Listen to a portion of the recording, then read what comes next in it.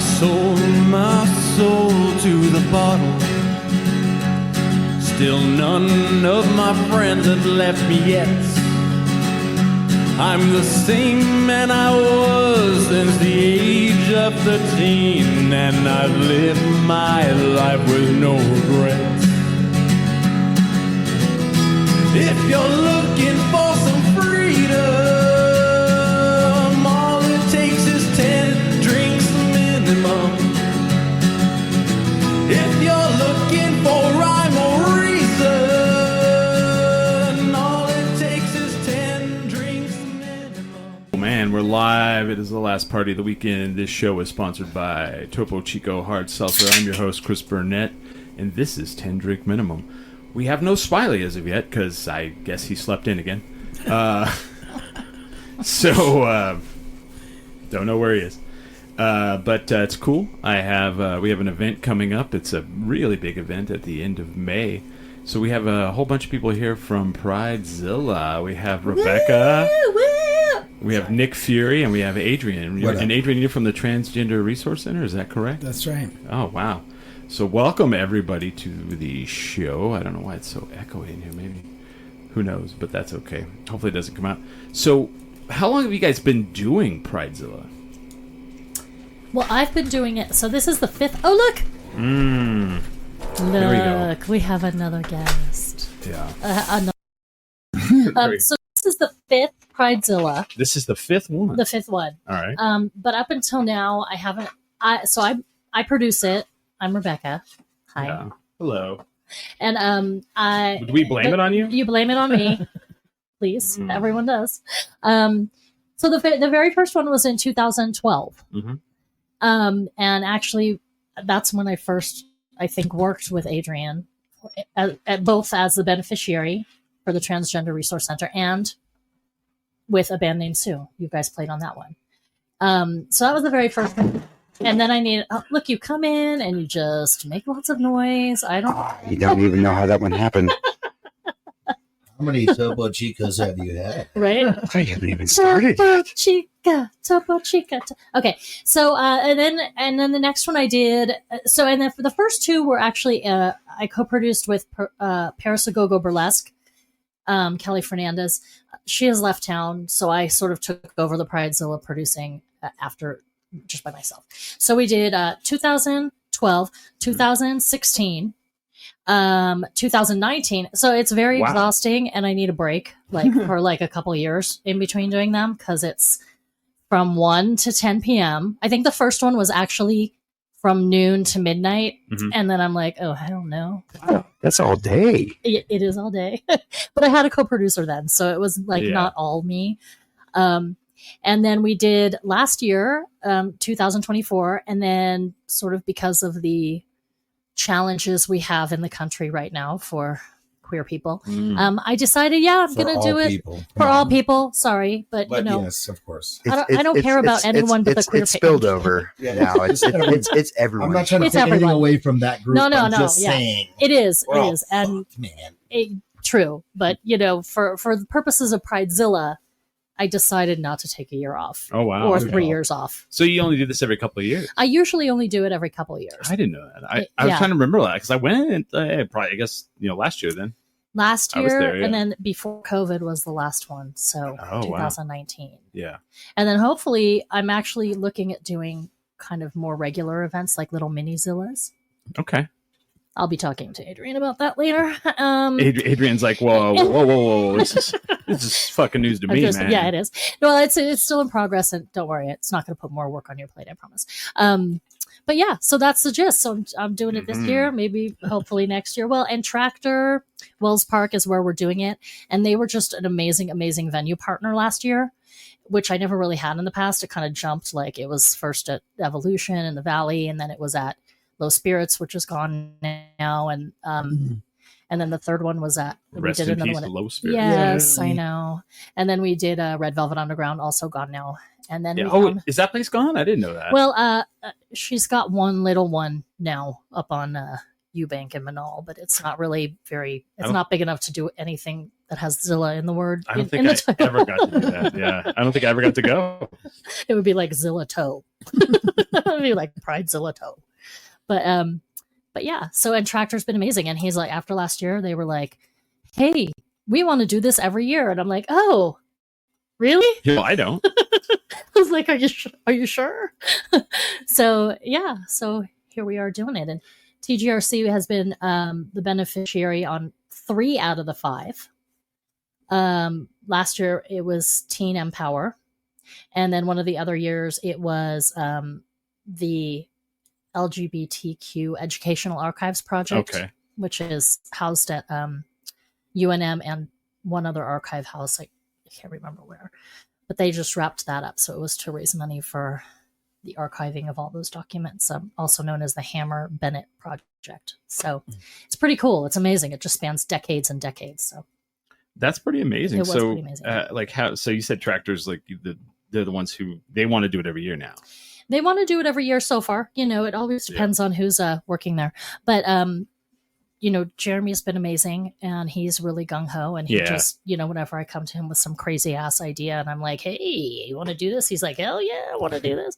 So that was sort of how. I love Jeremy. He's that kind of guy. That's how we be at Tractor. So this year you guys you're going to have music, you're going to have poetry, you're going to have comedy. Is that all correct? Yes. So we have the outside stage, which is on their patio. They don't usually do entertainment there. I mean, for some of the bigger things they do, but it's literally a patio is the stage. the outside patio. And then people sit and they look up at the kind of upstairs. Yeah. So that's where all of the full bands play with the drummers and the full sound system and all that. And then the inside is the cabaret stage. And it's, you know, where they normally do shows. Right. And those are where the comedy, poetry, the drag cabaret is happening, and some of the soloists are playing. That's where Nick Furious Styles will be playing and doing his beatbox workshop. Yeah. We're going to teach the kids how to use their mouths and just take it the right way. I thought you looked familiar. I think I look familiar too, but what? Nick Furious. That's right. That's right. That's who I am. Yeah. Ooh. I've met you before. I think I've probably met everybody here before. I'm one of those guys that's been here for a long time in Albuquerque, just bumping around. But this is fun. This is fun to be here talking about Pridezilla. Yeah, it's the 24th. It's going to be great. I'll be playing drums with Rebecca and blame it on Rebecca as well. So they're going to have a full live setup, and we're going to have some fun. Yeah. Yes, and Nick's been on. This will be the 3rd one. He emceed last year. Mm-hmm.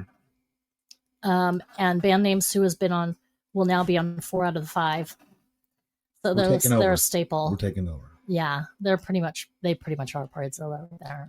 And then Shoulder Voice is the other one. They've been on 4 out of the 5. Little Bobby, 4 out of the 5. I could see that for sure. Whoa. Yeah, so they're sort of like staples of the Zilla, really. Oh wow! Yeah. So they're like veterans. They're like veterans of Pridezilla. That's pretty cool. And Bobby played his other band, Hyperland, with Carlos the Tall, now known as Youngsville.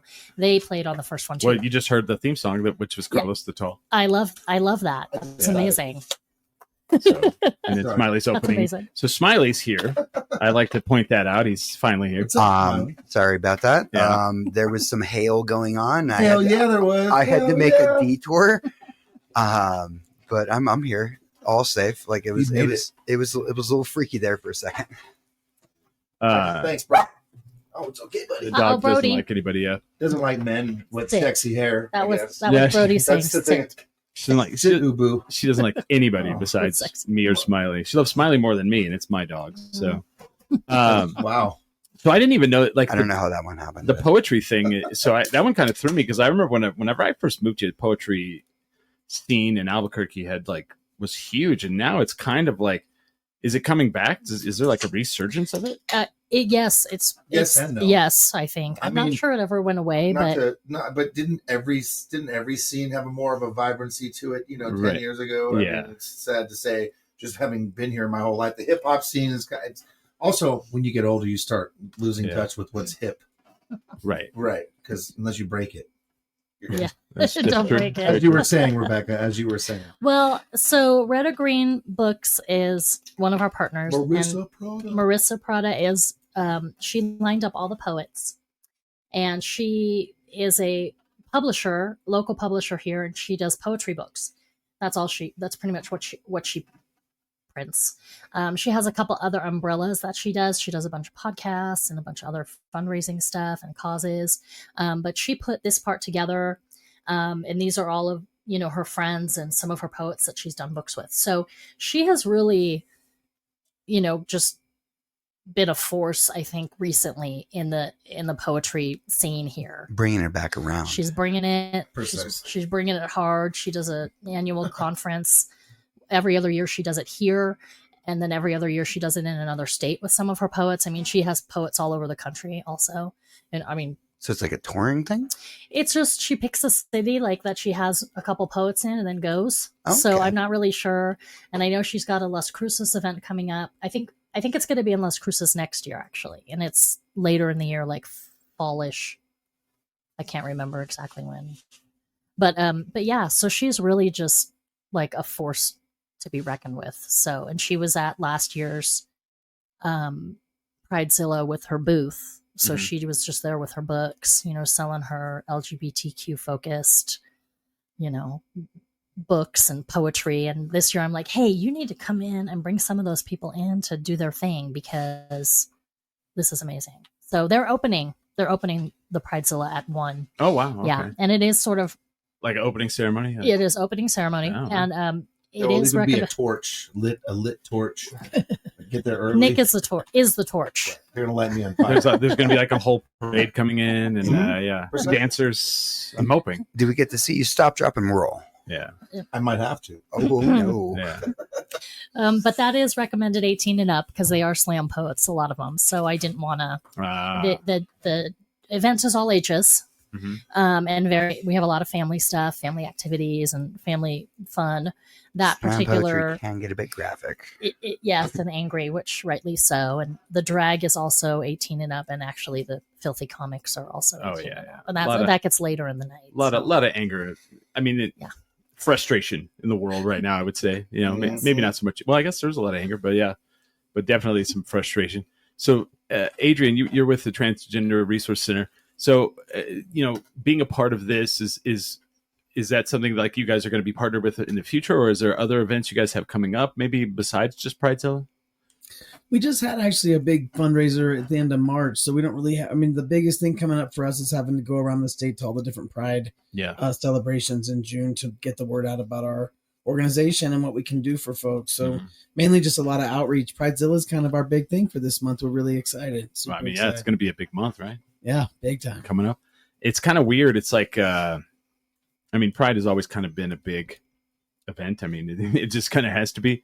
Oh, in this town for sure. In this town for sure. But I don't underestimate how much bigger it's going to have to be from now on for for the next at least 4 years, I would say.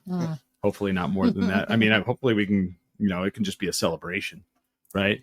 But how political do you think it's going to be, in the next couple of years? I mean, well, it's pretty political. It's pretty personal. I'm not sure it's even political anymore. Yeah. It's personal. That's a good way to put it. And it's, you don't want to mess with angry drag queens and angry lesbians and drag queens. They're scary. Angry lesbians, We need to arm them. Drag queen. You do not need to arm them. I'm not telling even. you. Yeah, with their stilettos, they're like Put them on the. Your boy, little Bobby Tucker's in the audience. He says, "Oh yeah, now it's kicking in. What's up, Tendrick Minimum? What's up, little Bobby?" Hi, Bobby.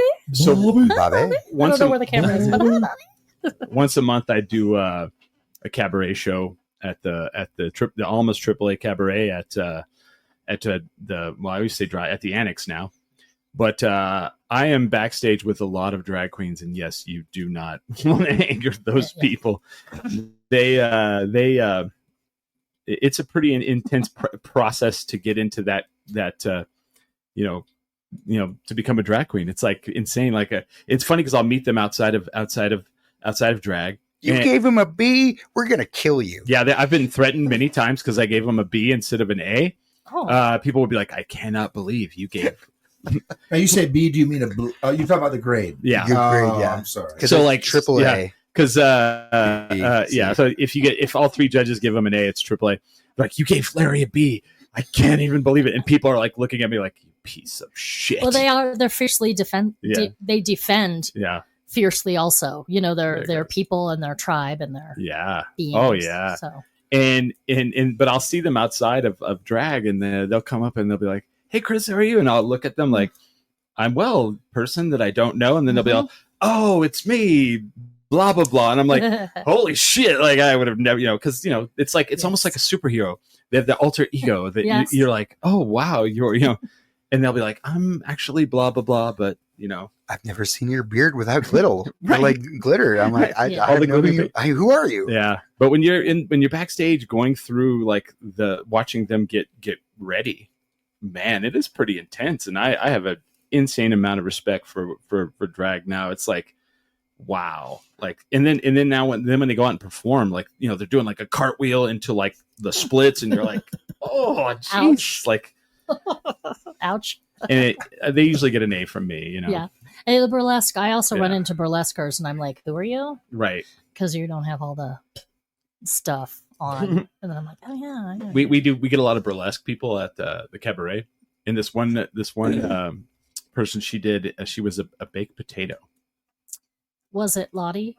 No, what is her? Chelsea Sword. Oh, I don't know. And as she unraveled the baked potato and took the different toppings off, and then at the end, like 2 nuts of butter on one. That's awesome. And for me, like, I love the artistic ability to like take something that's like already an art form and then like go to another level and do these different things with it. It's pretty amazing. But yeah, Lottie does the turd. The turd number. Okay. Where she comes out dressed as a turd. I have not seen that one. That sounds pretty shitty. It is shitty, and it's awesome. It's like my favorite of hers. That'll be interesting to come. So yeah, and we have so this year we didn't have any drag last year. So this year we're doing drag kings mostly. Although there are some alt drag, which is sort of non-binary drag. If that makes sense. They're not really queens. They're not really kings. They want to just come out and do their drag. And it's an amazing lineup. I mean, they're just across the board. And Rocco Steele. So what is that? Is it more like just as flamboyant as you can go? Well, it's just sort of gender fluid. Yeah.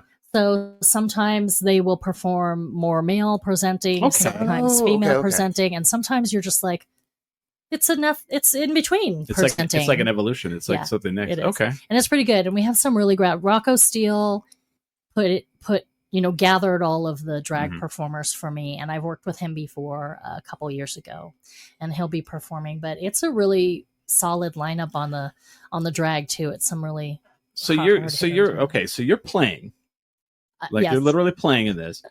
You're running the whole thing. Like how stressed out are you going to be that day? After doing here's the nice thing about doing it 2 years in a row is I'm like, I don't have to relearn the algorithm this year because I remember it and I have a lot of things already in place. I have a lot of help is the other thing too. The bands are amazing. Everybody who's performing is donating their performances. So yeah, it's not a paid gig, and I am. Wait a minute. It's not a paid gig, so they're all volunteering, and I don't make any money off of it. I'm like probably the biggest fiscal sponsor, Rebecca Dreskin, and wife, who isn't, who's always. So all the proceeds are going to the transgender resource. They do. So all the proceeds do. It's a donation event. There's some of the vendors are contributing portions. All of the vendor fees go to them. And we do have a couple sponsors this year. Actually, we have a bunch of sponsors. Everybody kind of either sponsored by giving services or money for. I saw the flyer. It looked like a lot. For marketing. Pretty much all of the money is going into like the handbills, the posters. We do pay. So Tractor supplies the main patio sound. They bring in Pro Sound for this. So it's like a real sound guy with like real great equipment. Yeah. He's amazing. I don't know. I didn't get to play out there. As opposed to like a fake sound guy? As opposed to me. But there's some fake ones out me there. And my PA. Yeah. Me and my PA. So Tractor actually funds that. And I don't know what they do, but they bring him in, and I don't have to pay him. That's all I know. I know nothing else. So Tractor's and then- donating like not only the space, but like the sound. Yeah. And the tech, and he's amazing. And then the inside stage is, just local gear, my gear, and then Sam, they're amazing. They did an amazing job last year at doing the sound as an intern, and this year I'm going to pay no longer the intern, now the paid master. sound Yeah. person. Yeah, anyone who's been through Pridezilla comes out the other side a master of whatever craft it is. They It's were true. once. Now, but my question to you, Rebecca, is now what do you do with if Mothrazilla attacks Pridezilla? Right. That's, Bring If it. there's like a whole Bring it. monster clash. Are we going to have any? That would be amazing. We would join forces, and You'd have them running off in the sunset holding hands. That'd be that good. is yeah. Well, I think absolutely- Mothra is the actual like friend of Godzilla. So Well, Are they fine friends? then. I Yeah, guess. do you know your Yeah, know I thought they were buddies. I say all this because I never watched it, and then I was dating this woman, and she Nerd. liked What a Godzilla. nerd. I'm pretty sure they team up against Mecha Godzilla. They did team up against Mecha. So then now I'm into the Wow. Godzilla universe and single. I said the wrong thing on the Single. wrong podcast, guys. I retract everything. Actually, Mothra is friends with Godzilla. Fucking nerds, man. So I do a lot of now you know. I do a lot of Comic Cons, and I have to host like all the panels, and like sometimes I'll go in and they're like, I'll look at who's coming out, and I'm like, I have no earthly idea what this anime thing is. Oh, that was hilarious. And they'll come up. You know what this Dragon Ball Z thing is? I'm like, Fuck you! I knew what Dragon Ball Z was. So there was one that was Dragon Balls. there was one. It's on Netflix. What is that one called? Arcane. That And was awesome. and have you seen it? Mhm. So I did the panel for 3 of the voices from that show. And they come walking up, and I'm like, hey, I just want you guys to know I'm the guy who's been doing panels all day, and I have never seen what you guys do. And they were like, which of course they were not happy, but like they were like, oh, well, we do understand because we perform, and so they were like, don't worry, we talk for a living, we'll take care of you, and they did, and they were amazing. they were amazing. They were probably the 3 of the best people there the whole day. But Seriously, hands down. Like Yeah. they were doing all the voices Yeah. from the show. Like, and I'd watched the show, so I was like, yeah. what? Well, and then the one guy, I guess You should have done the he does Jack Black. Well, And I mean, I was the intern this time. That was Yeah. my first time there, Right. so I was running mics and right. stuff. He did a spot on Jack Black, so much so that I guess when they did Kung Fu Panda and Jack Black couldn't be there, he was Jack Black's voice on some of Kung that's Fu amazing. Panda, and I was like, Whoa. that kind of ruins it a little for me that it's not Yeah. always Jack Black. I'm like, what the hell? But that guy was so good. If you close your eyes, you would have thought he was in the room. I was like, holy I'm like, crap! is that you touching me, Jack? Yeah. Mm-mm. I'm all Keep done. talking. I'm not doing this. Isn't doing it for me. And he's like, well, close your eyes. I'm like, oh, okay. Yeah, that's what I'm saying. Fair Oy enough. Fair vey. enough. Keep Oh, on fair talking. enough. So why is it called Pridezilla? Well, because that's okay. what we thought of. It was See, 2000, because it's going to be a monster of an it's a event. monster of an event. It was 2012, and Kelly and I would do shows like every quarter or something, and we come up with a theme. Like we Ah. did a Muppets thing, and they would dance and Blame It on Rebecca would play the music and learn some songs that had to go with the theme or whatever. And we were coming up on June one year, and I'm like, let's do something for Pride, and she's like, yeah. And this was 2012, Yeah. and I'm like, we'll call it Pridezilla. You have a question on the Oh, I have a question. yeah. Thank you. Is that Bobby? Yeah. That'll be me. Yes. Thank you. Thank you. I've never Shoulder played a voices. drum before, but tell him thank you and bring his drum things. Yeah. That would be awesome. Bring every drum you have. I need On the a whole 45-piece cage. no snare. Bring the whole cage. No snare. We're gonna turn Yeah. Pridezilla into a drum circle. Drum circle. Oh, awesome. I have a question. Yeah. Definitely a circle jerk. Either way. Wow. He's not fit for all ages events sometimes. Sometimes. Little- I was actually banned from all. That's why he's not the MC Yeah. this year. No, I'm just kidding. So Oh, I knew it was He's not. He's not fit. little Bobby says they'll bring as many drums as they can get as long as they can bring their stuffed animals. Use your stuffed animals. He wants to use mine. Okay, He said bring your stuffed animals too. I will. No, I think he just wants to bring his. You can bring as many bloody stuffies as you want, baby. Yeah. Little Bobby, he's I all think about. he will. He will. I don't know if you know little Bobby that well, but he definitely will bring the stuffed animals. He's been on 4 out of 5 of the Zillas, and yes, he's amazing. And That's cool. Band with a No Name and Shoulder Voices shared Mary It's for a okay. long time. Have you guys? Mary Stockton. We did. Yeah. We did. They share Mary. Have you guys Mary. ever had any kind of pushback on this event at all? Or? No. No? So far, no. That's good. Actually, the only thing, one year I had an MC, a drag queen who was going to MC it and agreed to MC it. And then like 2 or 3 weeks out from the show, she was like, I'm sorry, I can't be part of something that's gay pride at a straight venue. Are you, what? Yeah, I was like, at a straight venue. That sounds like reverse. Because it wasn't like a queer venue. And wait a minute. So that was a little, so figure the pushback I got was from the queer community. What was the venue?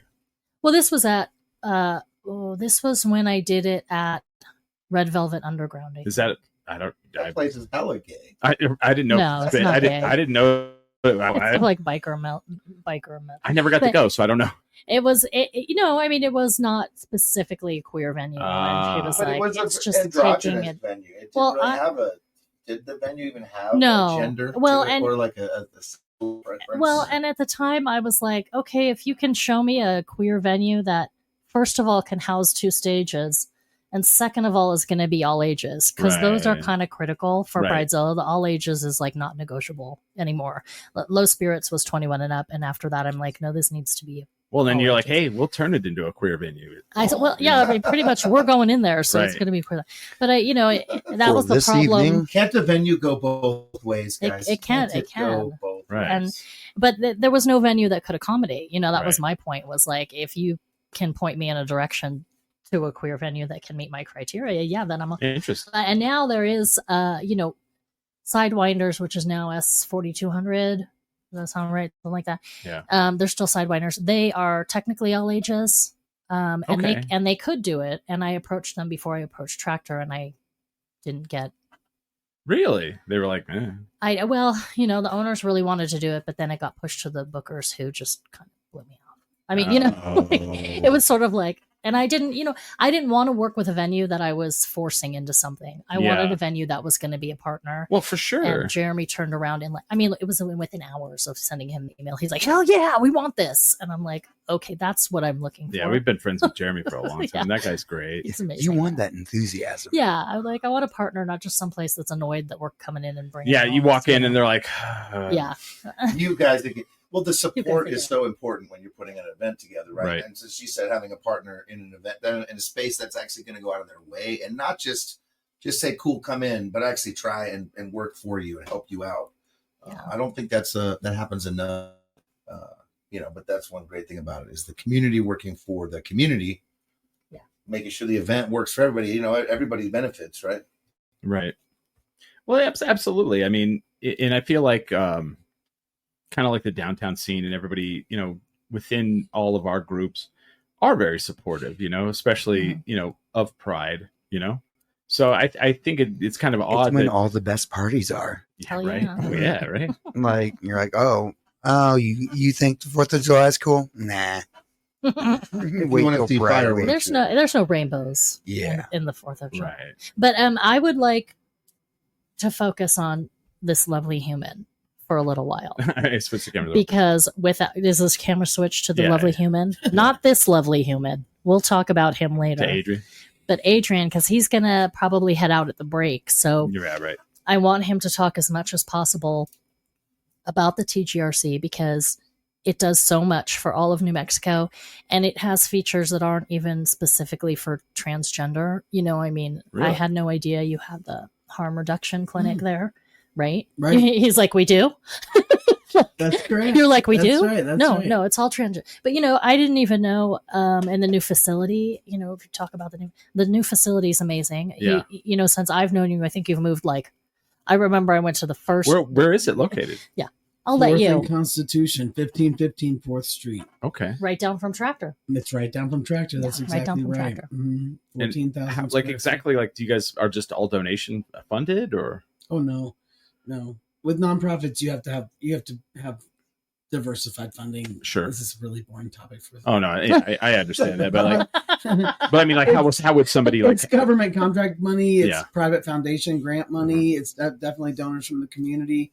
We're even part of a vehicle donation program here in Albuquerque, so you can donate your old car or boat or camper to the center through One Community Auto. Right on. And we've been around since 2007. We work mainly for trans and non-binary folks through education, advocacy, and direct service work.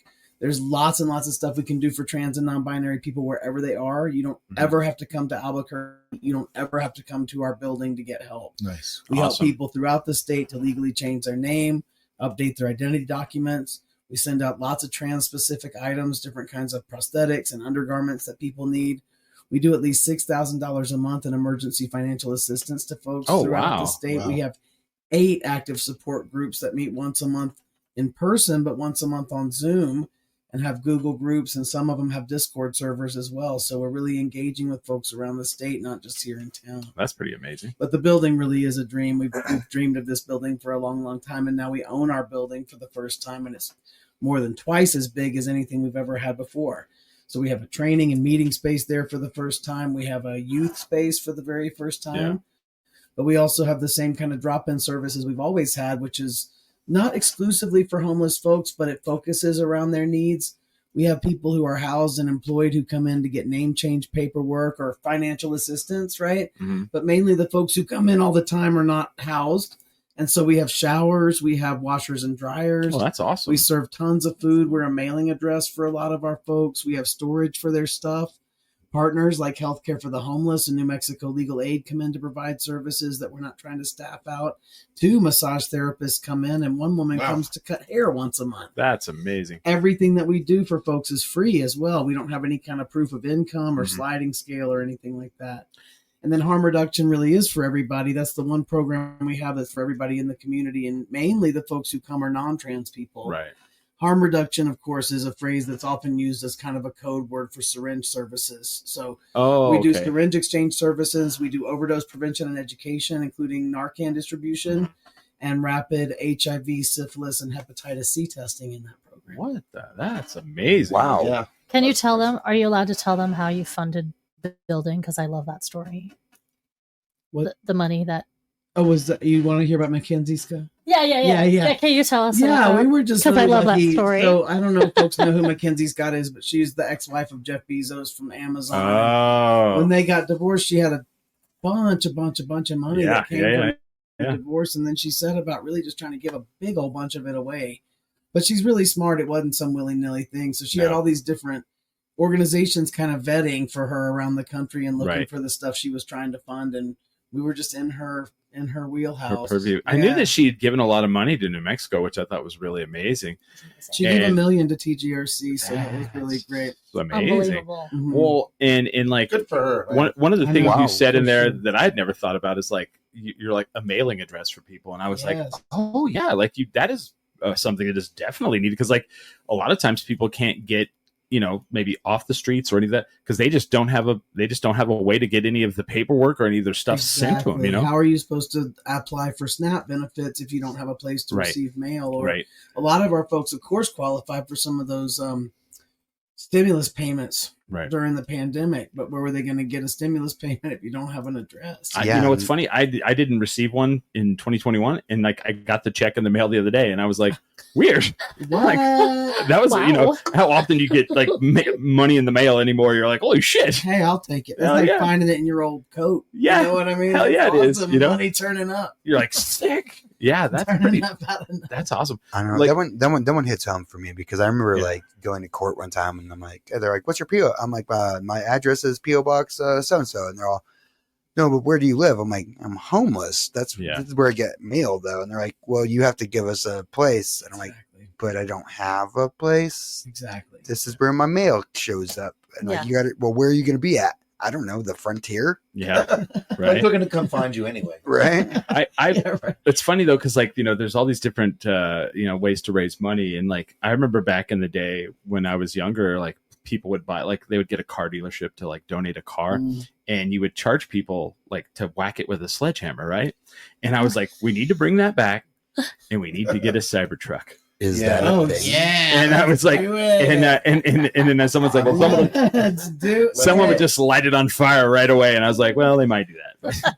The problem is he ain't going to donate anything. No, he's not going to donate it. But you made someone who wants to get rid of those. Right. Exactly. But guys, everything's more efficient now. Yeah. Yeah, it is. Thank goodness. Yeah, Yeah. thank goodness. So as a resource center like that you guys are in the climate that we live in now, how much more are you guys seeing? Are you seeing a lot more people coming in? Or are people more scared to come in? Does it seem? No, not to come in, but they are scared for sure. Yeah, you know, yeah. Our parents of trans kids are pretty near hysterical right now, and That's me. we're by the way. definitely seeing Hysterical. more requests for services for sure. Really? Yeah. Well, and I asked about your last fundraiser, and I'm like, give me some fundraising tips. How'd you raise so much money in like 3 hours with 2 bands? He's like, they were pretty much fuck Trump donations. Exactly. That's what he said. giving. You're like, Yeah. they were like spite donations. I'm like, sweet. Hey, man, money's However money, you can. money's green, man. That's You know, what Yeah. I could always add a tariff. No, never mind. yeah, right. Yeah, right. Deal. That's Well, and he great. also plays a band named Sue. A band Okay. named Sue. That's Okay. right. What instrument do you play? I play guitar and sing Oh, since I was a kid, and we have 5 voices. We do a lot of That's amazing. harmonies. We have a mandolin, a bass, and a fiddle. okay. Cool. Yeah, I believe I've seen you guys play. I don't know. We'll be at the Growers Market on Saturday, on the 10th. That's all. And the harmonies are just amazing and Yeah. beautiful and uplifting. That's awesome. So- So if so with Pridezilla, is everything pretty much set in stone? Is there anything that's needed? Is there anything people can do in the meantime? I think just come. Yeah. You know, come and support and bring money for the donations. Bring you know, money. Bring money. bring Well, because it's a cash. free event. I Yeah. don't, I am very much against limiting who can come by money. Right. So it's like a pay what you can. So if you can't, if you're 16 and you're a kid and you're in school and your parents hate you, like I want you to Whoa. come and find right. resources. You know what I mean? Like, because we do have not just the TGRC Teen MP is going to be there, and the Unitarian Church, which is totally friendly to everybody, is going to have their youth programs on site. good. I got in touch with the Gender Voice Center, and they take insurance to help with transgender voices, to be more matching the gender that they Oh, are. wow. I didn't even think you of that know, as a and they're- concept. It is, and it. Well, the thing about testosterone is once it's lowered, your voice is pretty much irreversible. So when you think about transgender women, right? I'm a transgender man, so I was designated I female. wish that at happened to birth, me. but This I've is known fake. that I was a boy since I was little. For the people who are the opposite of me, if they can't access puberty blocking drugs, then their voice gets low during the natal Oh. puberty, and there's no real medical treatment to get it to go higher again. No. So- I mean, there would be a lot of people that would want that other than transgender people just for singing purposes. Yeah, For I'll be higher like, voice, I want yeah. to be a tenor forever. They do an ablation actually, but it just has mixed results. So Yeah. what people tend to have better results with is voice training. Really? So there's classes and speech therapy kind of approaches you can take to learn how to pitch your voice up higher. Interesting. Oh. So that you sound kind of more stereotypically feminine, Yeah. And for some folks I know, they're like, nah, Yeah. like that's way too hard. I can't have to think about it every time I open my mouth. Right. But I have other friends who feel so much more confident from learning how to have a voice that sounds more the way they feel. I guess, yeah. And I guess then when it they just talk depends on who it the is. phone, especially, right? Trans women pick up the phone and get called sir all the time. And so to be able to talk on the phone and be able to be called ma'am or be understood as a woman but without any visual Mhm. is really important for a lot of folks I know. Yeah. I think that's, yeah, there's a lot of things that, that you don't think about. Like, you're like, Mhm. oh, yeah, okay. That you take for granted, I guess. you Right. know? So that's pretty You amazing. should reach out to Glisten too. Yeah. I should reach out to them, Yeah, and they'd be- and I'm working with Albuquerque teachers Mhm. and Glisten on the parade. Yeah. I'm on their parade council or something. I don't know. Good, My wife good. roped me in. I'm like, yeah, whatever you need. She's on the thing. So she's like, voluntold. they need a sticker. They need a shirt. They need it. Yeah. It's been super fun. But I'm hoping to maybe I don't think I know anyone. Oh, specifically, let me. but- I will. Do Yes, it. Yeah, you we'll will help. connect. Okay. Yeah, I would love that, and that's part of why I don't want to charge a cover Right. ever. Is I want it to be open just to pay what you can kind of event, but I think that getting people there, and it's more even about awareness because I can't give Jeff Bezos 1 million. Like we're not going to make that much off anything we do, but so it's really less about the money than it is about the awareness, Absolutely. and, I mean- and the community. That's And right. I mean, the money's Well, important and I want The but- awareness, the community, the support, Yeah. showing people that That's what keeps it going. In the the darkest of times, there is light. Yeah. You know? Yeah, and I forget that all the time. So this is really helpful just for me personally. It's Yeah, therapeutic because I'm like a spaz. Very negative. She's very. I'm a spaz about everything. I'm like, well, and I have a trans son and guitar player, and I love them both. I'm sorry about the guitar player part. I love them both very much. And, it's not the bass guitar, is it? No. Oh, jeez. No, they're amazing, and I'm afraid for them.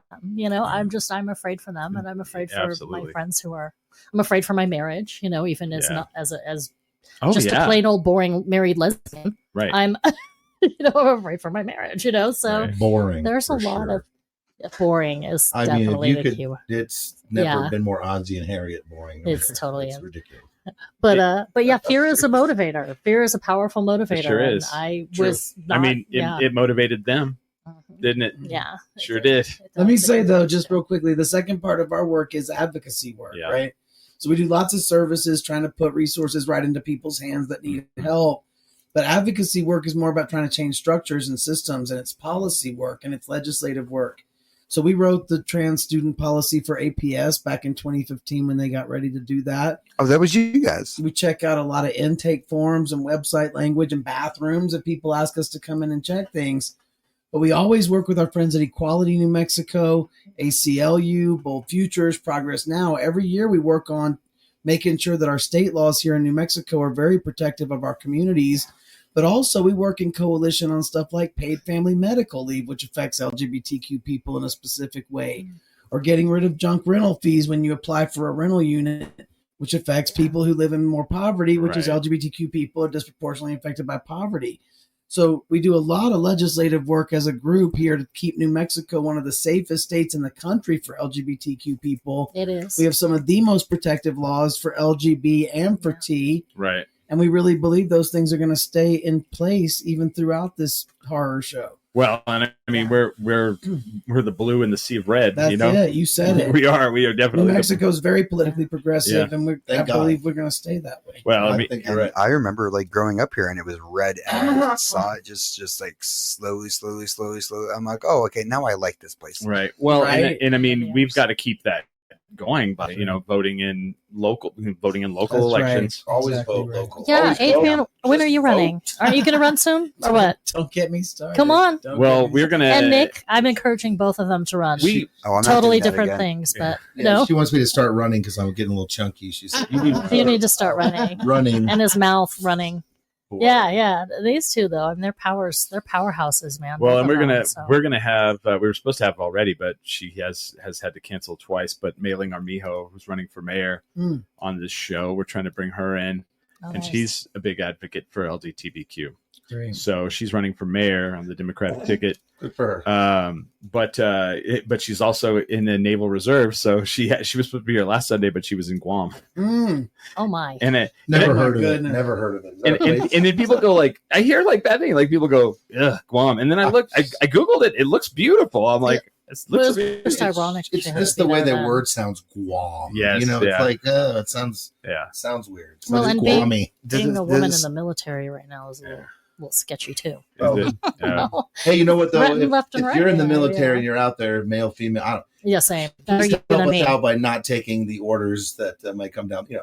Always stand up for people instead of standing up for the company line here. Right. We're going to need to rely on, I believe, in the coming months or years, we're going to need to rely on real people, boots on the ground who have the actual, can make a choice. And it may mean they get fired. It may mean they get court-martialed. It may mean some bad things, but I mean, those are the type of heroes we need right now. Well, and I mean, and that's how it's always been. It's like, as history, they'll be like, well, they were assassinated. They were fired. They were, we don't want that, but that's you know what I mean. Like it's one of those things where it's like the people who were remembered are the ones who stand up and do what's right, and they're on the right side of history. Bingo. Sadly, it's it cost them more than they end up giving it, but who knows? But like the thing that's happening right now, and the reason why we support stuff like this is because people are people. People you can't tell people who to love. You can't tell people who to be. And if you're someone who's trying to do that, then you're definitely on the wrong side. Agree. Sadly, though, they're telling people who to hate, and we're listening. I mean, people by and large are whether we know it or not, we're being divided over, and we know it. We know we're getting divided. Right. So again, great opportunity with Pridezilla to bring it all around the community and support. Yeah. All people. Allies are so important. I have someone approach me to do a Pride event, and they want all queer performers. I'm like, well, I first of all, we don't have queer cards, so I can't really, Right. Are you queer or you can't be on it? Are you queer? But I think the whole point of Pride is to sort of get all the allies involved too, so you have more exposure and more reach and more money flowing through and just more support all the way around. It's so counterintuitive to be like, well, we don't want you in our group. It's like, well, that's the whole reason you're your group. It's like we gotta all try to remember that. We're fighting the people that want to separate everyone. Bingo. Yeah. Yes. Absolutely. I agree. Yeah. See, then you guys wouldn't let us be there, Yeah, we don't want you. You don't want us to be No, there? we do want you. We want you. We want you to be there live, but I'll talk to you that later. Yeah. Uh-oh. I'll beg for that in a little while. Uh-oh. Do you want to talk a little bit about Casa Lola? Because that's very new. Oh, sure, yeah. And I didn't know about that until very recently. Yeah, last year we opened a transitional living program, and we've been dreaming about that for a long, long time. And it's a house here in town that holds 6 residents. It always has 6 residents and a real long waiting list for it. It's 12 to 18 month stays with wraparound services, trying to get people into their own permanent housing. Oh, that's awesome. It's really, we're hoping to just create more housing beds over the years to come. It's an expensive program.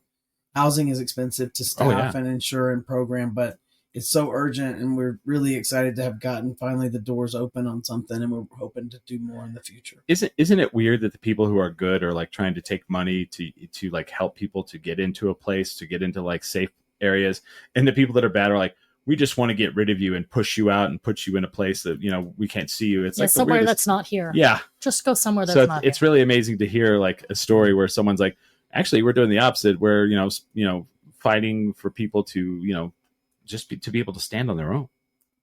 Exactly just to be their own person. Just to have confidence in every day that they will be safe and not have someone kicking the door in. Or be out on the street freezing to death. That's exactly it. We have way too many folks out there. Absolutely. Yeah, it's kind of rough. It's it really is. That's what Chris did for me here. Smiley actually lives behind here. No, I'm just kidding. Oh no, I was pretty rough when he hired me as I did the sound work here, right? Yeah, nice. That was many moons ago. Well, awesome. Yeah, and how do you get out of the hole if no one's going to give you a hand out of it, or step out of it? I mean, you can't just claw your way out of. Here's the story. There's no human being on this planet that's successful that someone else did not help them. That is right. No one. And I don't care who they are. They're like, I did this all myself. Bullshit. No. Yeah. Bullshit. We are interconnected. Yeah. I know about how far that can get you. Yeah. Yeah. Oh. Wow. Thank you, God. That's it. Yeah. For lunch. Yeah. That's my black beans. Oh, wait. Well, we're going to take a break here. So I need to air the room out. we need to air the room out. We're going to take a break, and then Adrian's going to take off. Is there anything you want to depart with? Let me just say the last thing I want to say is that we do services, we do advocacy, and we do education. And that's the only thing we didn't get a chance to talk about. We do a really amazing, well-reviewed training called Transgender Cultural Fluency. I started doing them in 2008. I think I've done now more than 4,000 of these trainings for doctors, law enforcement, people who work in jails and prisons, teachers, students, going up to Taos Tuesday night to train the youth shelter up there on Wednesday morning. We just train any group of 5 or more people that'll have us come in to train. And even folks who think they know a lot about this topic always say they learned a bunch from our training and really were glad they took it. So if you can get 5 people together, please reach out to me and we'd love to come and do it. That's amazing. And if people want to donate to you guys, is there a place they can go? Absolutely. tgrcnm.org. Awesome. And on the Pridezilla website, pridezilla.org. Absolutely. There's a link there too. See, she just wants the credit. I do it through Pridezilla right now. I do get a credit because I agree more. Yeah. I want to raise till May 24th. Let's go through Pridezilla.org. Either is fine. It's like we raised a lot of money, and I did that. And I did that too. Well, it helps too to get to get grants and sponsorships in the future to say, this is how much we raised. Look how much we raised. That's right. I literally have not ever. Last year was the first year I have a record of how much vaguely we brought in for Teen MP, like vaguely, because I didn't, before that it was always just, woo, here's a load of cash, because it was just not very, we didn't have sponsors, and it was just sort of for fun. But as it goes on, I'm like, I guess I need to keep track of some numbers. I will pretend like I'm not a trained accountant. Like, that's right. Are you? Because I might need one of those. We do evaluations for our training because you got to know how you're doing, and you got to know if you can, when you don't track these things, then you don't have a point of reference, right? Totally. That's exactly right. And I don't want to underreport, but I also don't want to over. Sure. Teen MP, we did about $1,100 last year that I know of. That I could find. That's awesome. So through cash and all that stuff. She's all that I, that they can find. The donations go straight to them, so they have to worry about the money on their taxes because they are all going directly into their accounts. So that's a plus. Okay. So that's the beauty of being a nonprofit. Yeah, you don't pay any taxes. That is right. You do, but just they don't. Exactly. Yeah. I don't touch the money. I don't touch the donation. That's how we fix this. It's a beautiful word. It's beautiful. Yeah. So 24th, 1 p.m. to 10 p.m. 1 p.m. to 10 p.m. Tractor Brewing.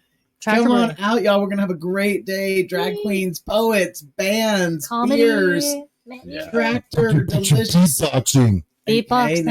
Beatbox. Oh, we have the pet. Well, we're going to talk more about it after. Oh, are we? Okay. Are we going to? Can we? A little more. Yeah, we don't have to talk a lot.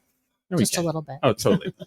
So May 24th, Pridezilla, 1 to 10 p.m. Comedy, poetry, music. You're gonna learn. Sorry, folks. You're gonna learn that day.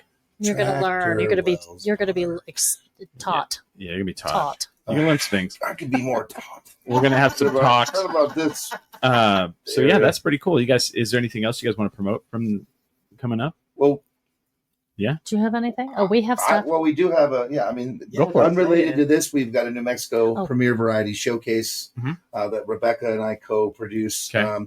This will happen on Mother's Day, which is a week from yesterday, yes, today, whatever it is today. So a week from tonight, Mother's Day, Juneau, 4 to 7. We're going to have a Mother's Day Mayfair. It's again an all ages event. Bring out your dogs. We'll be on the patio. Even if there's rain, I'll shield you. We're going to have music. We're going to have umbrellas. Yeah, I'm just going to use this untaughtness. No, but it's another, community. You can hide under Nick's belly. Does that fold out? It has many folds. But I mean, we've been doing the NMPVS now. I had started it over 3 years ago and took a while off, and Rebecca joined me about 6 months ago. We want to do it's a community thing once a month at Juneau on a Sunday. We try to network. It's another opportunity for people to come together. So perfect. Keep the New Mexico Premier Variety Showcase in your hearts and prayers, folks. Thanks. Nice. Cool. Smiley, got anything? I'm still going. I got to promote me. So promote you guys. Do it. May 10th, we have the 2-year anniversary of Duke City Championship Wrestling. We have a dual event. We have from 3 to 5 p.m. at the El Rey Theater a kids matinee wrestling show. So bring if you want to bring your kids out. Maybe you don't. Awesome. It's tough for you to get out on a school night, or maybe you don't want to bring the kids out for an adult night of wrestling. And then later that night from 7 to 10, we will have the normal Duke City Championship Wrestling. Which I will be doing commentary. I'm doing commentary on the early show, and then I'm doing half of the night show because I have to skedaddle all the way over to the annex at the Box Theater to do Almost AAA Cabaret, where I'm a judge, and I will tell people how they suck. Because I love to do that. I'm like, you suck. I pass judgment. I do. Do you have a gong? No. Or a hook? No, I did ask to do that, but they said no. Like a big huge. But it's kind of like The Voice, where they Simon Cowell. Of Albuquerque. I have been booed a lot, so this guy I do get booed. Gets booed. I gave Larry a B when he did Cher. And you know what happened? They were going to cut you. Right? No, they like it. They were about to cut you. No, they like that I do this. But no, I'm actually pretty nice. And then Smiley and I have been named one of the podcasts that's going to be at Comic Palooza June 20th through the 22nd in Houston, Texas. We are going to be there. We will be podcasting. I don't know if they haven't announced who's going to be podcasting on the podcast floor, but we probably won't get to do that. But I bet I'll get to jump on a couple of those podcasts. So if you are in the Houston, Texas area, June 20th through the 21st, or 22nd, come out to Comic Palooza and see us. Or if you can't get out, hit me up. And Oh, yeah. We will rage all over Houston because we will be with Ming Chen and. Oh, we're gonna be out there with Ming. Yeah, Oh, of I'm course we are. so looking forward. Of course to this. we are. So come out to that. We got the actual email today that we are part of the actual thing. Oh, do we? Nice. Oh, okay. We were going to go anyway, but we're going anyway. So yeah, we're going to take a break. We're going to say goodbye to Adrian and see how much rain is coming in because it sounds like the sky just opened up. So, The sky just opened up. but yeah, come out on Pridezilla and see us all and say hello. And then little Bobby says we're all invited to his birthday party, July. I didn't mean to freak you out. Yeah, I freaked the dog out. I was trying That's to okay. read the screen. That's okay. We're all invited to little Bobby's birthday. He says July 5th, little Bobby. Well, maybe we'll go to that. And we're going to take a break. With that, we are 10 drink minimum.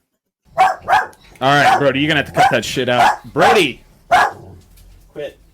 We're back. We're live. It's the Wavy/Billy Hour, and we're all discombobulated because we got into the Malort talk, so now we've got to do Malort. So I've never heard of Malort. Okay. Malord.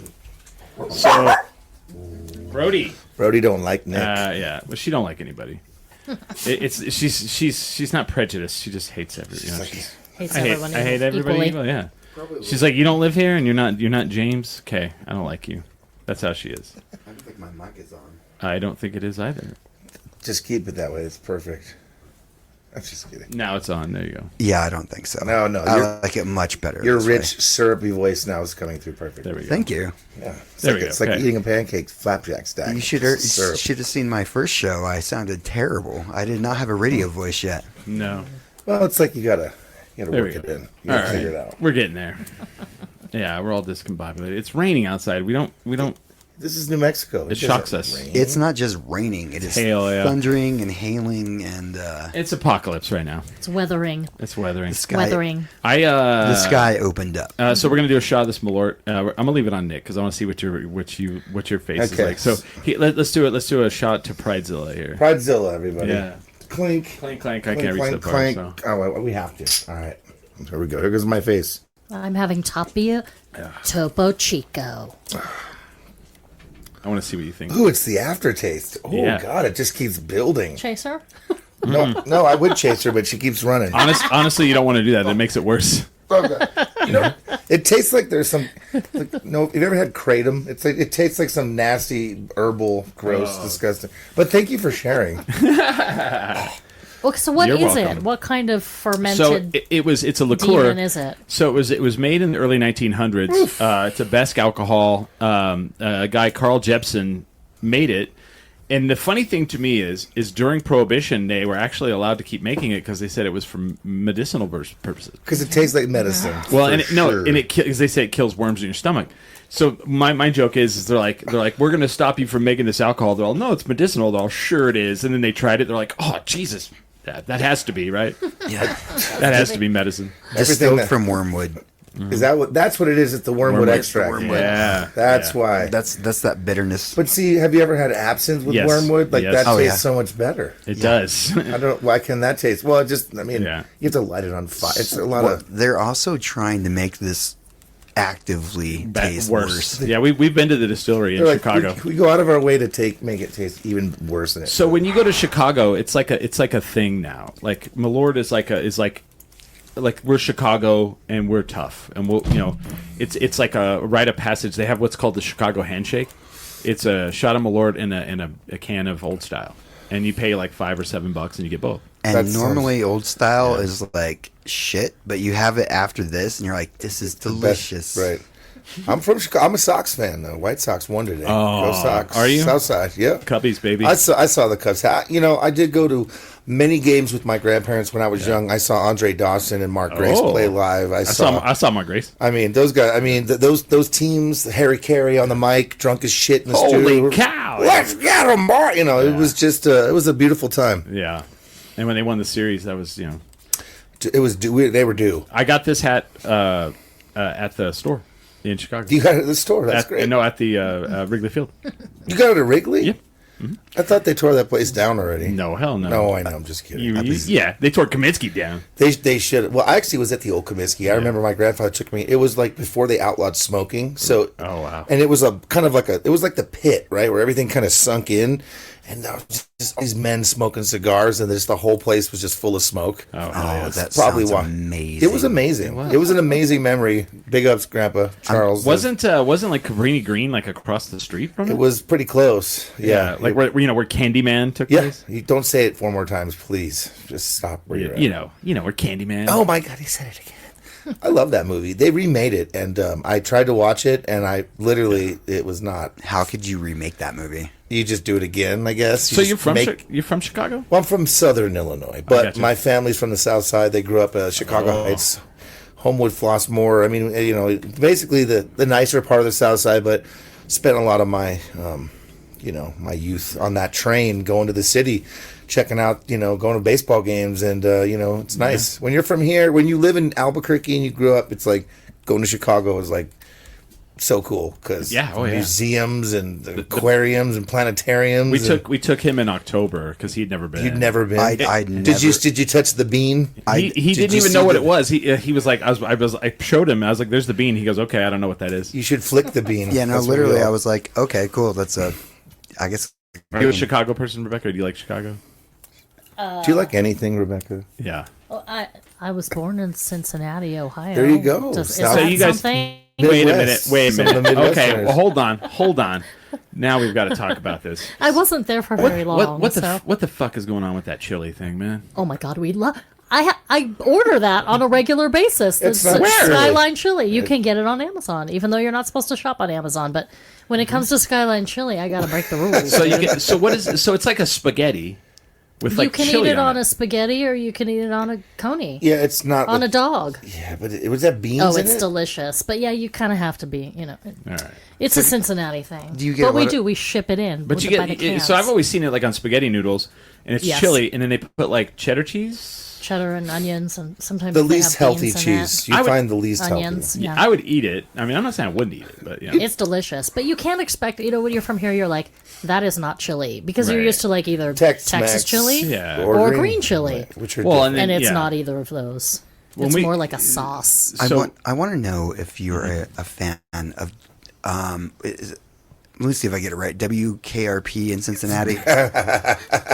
I was show? I was a little a young, great but I do show. remember. Okay, it. no. I grew up with I that did show, and I watch it. freaking you were a little loved young. it. Like I was a little remember young that. I for it. remember when I was watching it. Yeah, I like that was my KRP in Cincinnati. Yeah. Yeah, I don't. It used to come on after, Barty Miller and Yes, yes. I Welcome freaking Back, Cotter. loved that show. Fuck. Wow. But can you deny that MASH was the best show of all time? I mean, I can't. I can't. I watched that. Alan Alda is a G. He was oh yeah, they I were learned, cool. I learned how to play that on the piano. Hawkeye, and The Honeycutt. original Honeycutt. transgender, him and Mac and him and transvestite was at it the Mac? time. Wait, you Oh know? yeah, oh, that's right. Klinger. yeah. Klinger He was the yeah. first cross-dresser. He was That's a right. cross-dresser. Well, he was- probably yeah. wasn't the first. He was but trying on to get TV Section on- 8. Oh no, there was several. There was who was A it? lot before Milton that. Berle and Oh, all those I mean, guys. Yeah. Well, yeah. All did it. When did All soap those come out? classics. Because there was People have been using soap for hundreds of years. Okay. You guys all have to be younger than me, and I was young when all those shows were out. So I was don't- like a baby. I'm, I- I'm 50, I don't age. So. I'm older than all of I'm you. a vampire. I'm older than all of you, so you had to be babies. Well, I during remember MASH. watching Soap because reruns. Billy and Soap. Crystal's character on Soap was gay. And that was a big Oh, deal. Yeah, Yeah. that's a big Yeah. deal. Yeah. Didn't he do Bosom Buddies also? No, that No, was that was Tom Tom Hanks. Hanks Tom Hanks. and the other guy. Okay, And they were dressed as women so they could live in the apartment. Yeah, they that was had for it. women, which I've never heard of a women's only apartment. Does Right. that thing exist? I And can never heard of that either. I mean, it did back in the day. it did. Yeah. I'm just gonna go to the Three's Company complex down the street and live with two chicks. Come and knock you on know. our door. Come and knock on my own. Yeah, that's cool. This guy's gay. Yeah. It's cool if he lives Yeah, with is us. it cool? Yeah. That was. Isn't it funny how like the narrative has changed so much? Like it was cool to throw a gay guy in there just because like Yeah. it was, but it just I don't know. And then I'm watching a show, Well, I mean, the that Four was- Seasons show, and the other night, and there's men making out in the movie, and it's just totally normal now. And it's just Interesting. we've come so far with what we're comfortable with, which is cool. Have you Well, guys? I'm pretty sure like the first like man like kiss I saw was like John Ritter because he's all like oh yeah, that's right, he's supposed to be gay. Yeah, oh, But that's it was a fake in it, right. yeah. as long as I don't think anybody. I don't think boys ever kissed on that show. I saw I think there was On like two one. boys I think kissing there on was that one where show. they had to. yeah, It's like no to prove tongue it. though. Yeah. No, it was just it was, like a a peck. That's a smoochy. It was just a smoochy smooch. I also heard that show, everybody on that show was just highly intoxicated on cocaine. Like, All the time. Oh, fuck yeah. You could just see it in the way he walked in the room and do his Kramer thing. It was like their eyes were large. This is 70s cocaine too, right? Like Pablo Escobar probably not put his finger in that bag. Not the stepped on shit that's around right now. I mean, that's when television was like, these people are insane. Great. They actually, the props department, which obviously makes props on shows, back in the day, one of their jobs was to procure cocaine for people. That was their job. That was their job. There's even props. Trucks. Some guy has this old prop truck. I'm on set. He pulls this. Check it out. It's a mirror. It's a mirror shelf that pulls out. It's basically was just there to do lines off of, and he was all proud to show me. Well, did you ever see like True Romance? Of course. Like the whole scene where the whole idea is they're like trying to sell cocaine to this movie producer. That was based off the guy that like did Top Gun. Like, right. That was all based on like a person, and like they were like, yeah, let's make a movie out of this. And then that guy died. I don't remember what was his name. It was like, God, he was one of the Tonys, like Tony something, but yeah. But the movie was amazing. Oh, it is amazing. Wasn't that Tarantino's first movie? He wrote it. The first movie he wrote. Yeah. And then like Tony Scott or somebody, Ridley Scott. Or Tony, one of the Scotts. One of those people. Those guys like to jump cut a lot. If you ever watched, was it whoever did Gladiator 2? Like, not the greatest movie ever. I haven't seen it. I mean, it's good. It's like Gladiator 2. It's like, it's not, it is exactly what it is. It's like the son of, but I mean, the jump cuts, like you look at all the editing that happens and it's just chop, chop, chop, chop, then you watch an amazing director like Jim Jarmusch or someone who can push in for 17 minutes on a shot where you're just like nothing. There's such a different artistic integrity behind that, It's just looking at film and doing different things. Like, how you feel? Rebecca's like, I don't watch things. I love Quentin Tarantino. You worked in film I've before, seen right? all of them. Yeah. I'm pretty sure I've worked with. I have a question. Probably all we of did them. work on. So, what's your favorite Tarantino? We'll talk. Well, the we're gonna first do one I another saw was the podcast on dogs. this. What's that? The Reservoir Dogs. That was the first one I ever saw. I think that's probably in my favorites. Is it? It's a great movie. It's a great movie. It is a great movie. It's a great movie. Fucking phenomenal movie. It got weird. He got a lot weirder after. I mean, of course. Honestly, Pulp Fiction, I love. I mean, I could watch that over and over again. I mean, say your point. You have a point there, Chris. What about Tarantino? No, I Once Upon a Time in Hollywood. I've watched it so many times. Such a good movie. It's so good. It's so good in so many ways. I can rewatch that movie and catch different things, and like just the whole.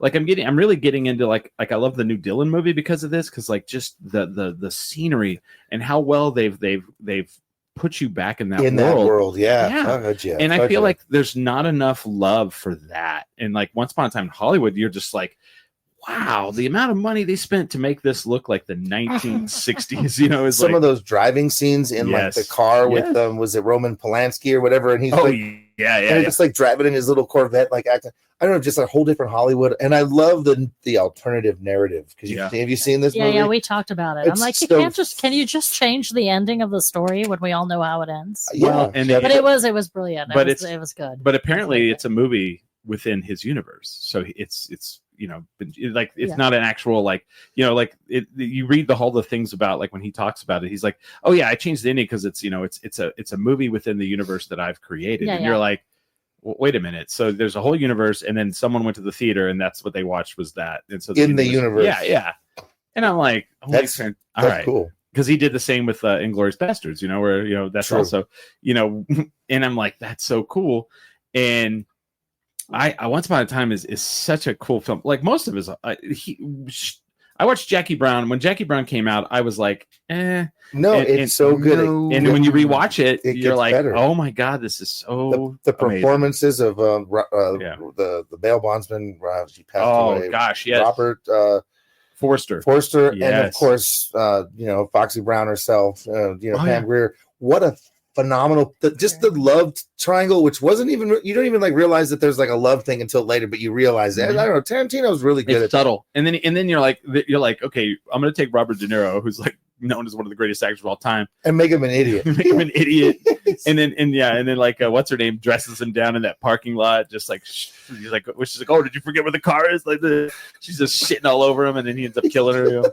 I think that I was Okay. watching a Charlie Rose or something. And they asked Samuel Jackson, does he think that Tarantino was racist? Because of course he uses the N-word a lot, Ninja and Nicholas. Yeah. But he said, I've had such intelligent roles to play in every one of his movies that I don't think a racist would put me in those roles if they were racist against, because all those roles, he's the best in everything he plays in all those movies. He's pretty much the G. See, what blows my mind about that, and here's how you know that Samuel L. Jackson is an amazing actor, is in Django Unchained, Samuel L. Jackson plays like the house ninja, and you hate him. Yeah. Like when he gets killed, you're like, yes, fuck him. Fuck yeah. What a piece of trash. Because like, and it's Samuel L. Jackson. You're like, I love Samuel L. Jackson. But like he's able to make you forget that he's Samuel L. Jackson and hate him as a character. And I was like, that is amazing to be able to do, Very, very, very clearly he's one of the best characters in almost every one of Tarantino's movies. Yeah. And yeah, absolutely. Even if he's the bad guy, he's not always. He actually very rarely is the good guy. Are you guys? But like a lot of times he's a bad guy that you can kind of like. He's like the anti-hero or whatever you want to call that. But in Django Unchained, he's not. No, you're like, whoa. Are you watching The Studio on Apple TV? Not yet, but I've been hearing good things. Shit, man. So the reason why I bring it up is because the newest episode. So it's Seth Rogen and Adam Goldberg, the guy who they write Evan Goldberg. They write all the shit together, and Seth Rogen becomes the head of a movie studio, and he actually loves movies. He's he's big into like Tarantino, but the owner of the studio is like, you're not one of those artsy types. He's like, I'm hiring you because I want to make money. He's like, we bought a new IP to make a movie out of, and it's the Kool-Aid Man, and so it's all about like. So like the every episode has a theme and it's like a Hollywood kind of theme. Like one episode's like film noir, all that. But like the overarching thing is they're trying to get the Kool-Aid Man made. And on the newest one, a little bit of spoiler, but like they're like, yeah, we got Ice Cube to be the voice of the Kool-Aid Man. And everybody's like, yes. So wait a minute. Is it me, or could that be seen as bad that a black person is playing the Kool-Aid Man, and it becomes this running theme the whole episode, and it's beautiful, and the way they end it is so great. I have to check that out. It's probably one of the best things on TV right now. I'm loving it. Well, that's good because Apple TV doesn't produce a lot of good things, but I will tell you, it's hit or miss. The Apple channel is a lot of hoo-ha. I'll tell you that much. I feel like they don't understand that you can have a budget. They're just like, that's it. They're like, we're a hub. You can buy everything here. Like, we're just gonna pump you full of shit. I'm talking about when they like make a show. The show. They're like, you're gonna make 12 episodes. How much do you need? 600 million. Sure. like everything is beautiful. With some of the shots, like I saw some of the behind the scenes of like following, him up the stairs or in the car drive. Just a lot of innovative filmmaking, especially in 2025, where everybody's thinking and looking at AI and all these other aspects to making film, which. At the end of the day, it's still generic, right? Even if it looks great, even if it looks generally real. But I like the fact that it seems like it's made with some kind of actual film. Yeah, passion. Have you for watched film. Ted Lasso? First season was amazing. Yeah. Second season was kind of like like blue balls to me. And since it's a show about soccer, I figured they have. Right. But I like the show. I thought the character development, I think they started to get too far off into some of the storylines. But I like the show. There's one episode of that show that's my favorite episode of television of all time. Of all time. So, wow, that's a bold statement. Yeah. Guys. You heard it here first. I got to hear this now. The secondary character Beard goes on they did a whole homage to After Hours. The movie After Hours, where it's like a whole night of like all these crazy things that happens to this guy, like he falls into those situations. So they did a whole episode with the character Beard, where he just kind of like goes on this whole like journey through the whole night till the next morning, and it's beautiful. It is well shot. I have to see that again. Yeah, I want to watch it again. I've watched it like twice, and I'm kind of like, I need to watch that again. He's also the funniest character because he's the Coach Beard is not a very vocal. I mean, he's only vocal when he needs to be. But he's a hard ass. He kind of keeps Ted in line. He's like Silent Bob. He's like Silent Bob, except nobody can be Kevin Smith. Nice fella. We met him in October. I see that. Did he do the podcast or no? So our friend Ming Chen, who's from that universe, is a friend of ours. Like personal brand, like from the TV. Is it he on the TV? Does he do the comic book again? comic book man? Yeah. That's what I thought. Yeah, so he's one of our like close friends. Like, we go like we'll be in Houston with him. January he was here. Then we'll be in Houston with him. He'll send us like he'll be like, look at this weird thing I found. Yeah. He's like texting us. Oh, he texts me all the time. What? Like he's been in Alaska for like the last week. Last weekend was in Alaska. Anchorage, right? So whenever last year they did the first Kevin Smith, in one of the movies, the Jay and Silent Bob reboot, the ending of the movie, they're at Chronicon, which is like the Kevin Smith Comic-Con in the movie. So he decided to do it for real. So last October they did the very first Chronicon, which was just the Kevin Smith universe. Oh, wow. And they did it in Chicago. So Ming was like, you got to come to the first Chronicon. So we went up there with him and we met Jason Mewes. We met Kevin Smith. Kevin and Jason are both sober. And Kevin's completely sober from everything now. So he doesn't really go out and do anything. Isn't that funny how that's like the indicator of like, okay, you're sober, so you just kind of stay home and work on things? And, it's growing up. I guess Jason Mewes, he streams a lot. He does like video games on what's it with Twitch? Okay, yeah. I want to see that now. Yeah. So we ended up hanging out with one of the guys from Clerks 2 and 3. He went out with us a lot, and then Brian Holleran went out. Dante, I have a Clerks poster signed in the and cool. They were super nice. Everyone was really cool, but and then Ming, of course, was out with us. We rage all over whatever city we're in. We'll rage all over that city, and not even crazy. What's really nuts is last year we went to Smiley and I did El Paso a couple weeks ago, and last year I did it with Ming. And we partied with Patrick Warburton until like 4:30 in the morning, and then the next night, awesome. God, what is the actor's name? Have you seen the new Dylan movie? Not yet. Have you seen? Did you ever see Balls of Fury?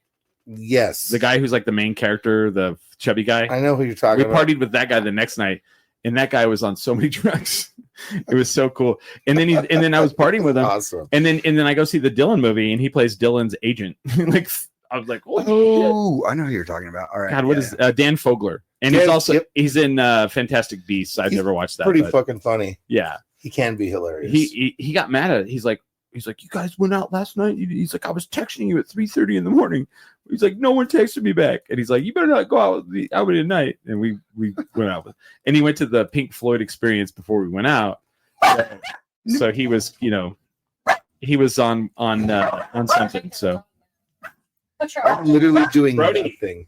Brody. I did. Your arm up. Yeah. I put my arm up. Don't put your arm up like that. I was raising my hand. So Rebecca, you wanted to talk a little more about Pridezilla, some things. Do it.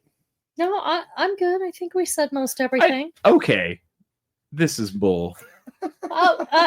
You know what? I'm a huge lightweight. Yeah. And I'm ready to have a nap now. Because you know what she says? She says during the break, she goes, I want to talk to you guys about podcasting there. Yeah, podcasting. That's what I want. But you said later. No, I said now. No. This is what I meant later. Is now? Later. Later is now. This is that later. This is later. Yeah. This is later. This is so what exactly are you proposing here? Well, I was thinking you could come for whatever time period you wanted, and maybe talk to some of the musicians that are going to be there, and you can talk to some of the comics that are going to be there. That sounds do what you do here, just with Hey. you. Can you put that? Come here. Hey, come here. But like do this thing that you do here, there for an extra day on a Saturday. You're right. Can you do it another time? Or would that was kind of my that is vision, generally what people want us to do. That is what Isn't people want that us what to do. people want? Come over here and talk to some people. Talk to people, or don't talk. Just running commentary. Nick's good at that. He could join you and do the running commentary. That's their job. You should go to the Or movies not. with him sometime. Nick, It's a good thank you. time. Yeah, that's either yours. Yeah, you should go to the movies with You me. should go to the movies with Quiet him. chatter.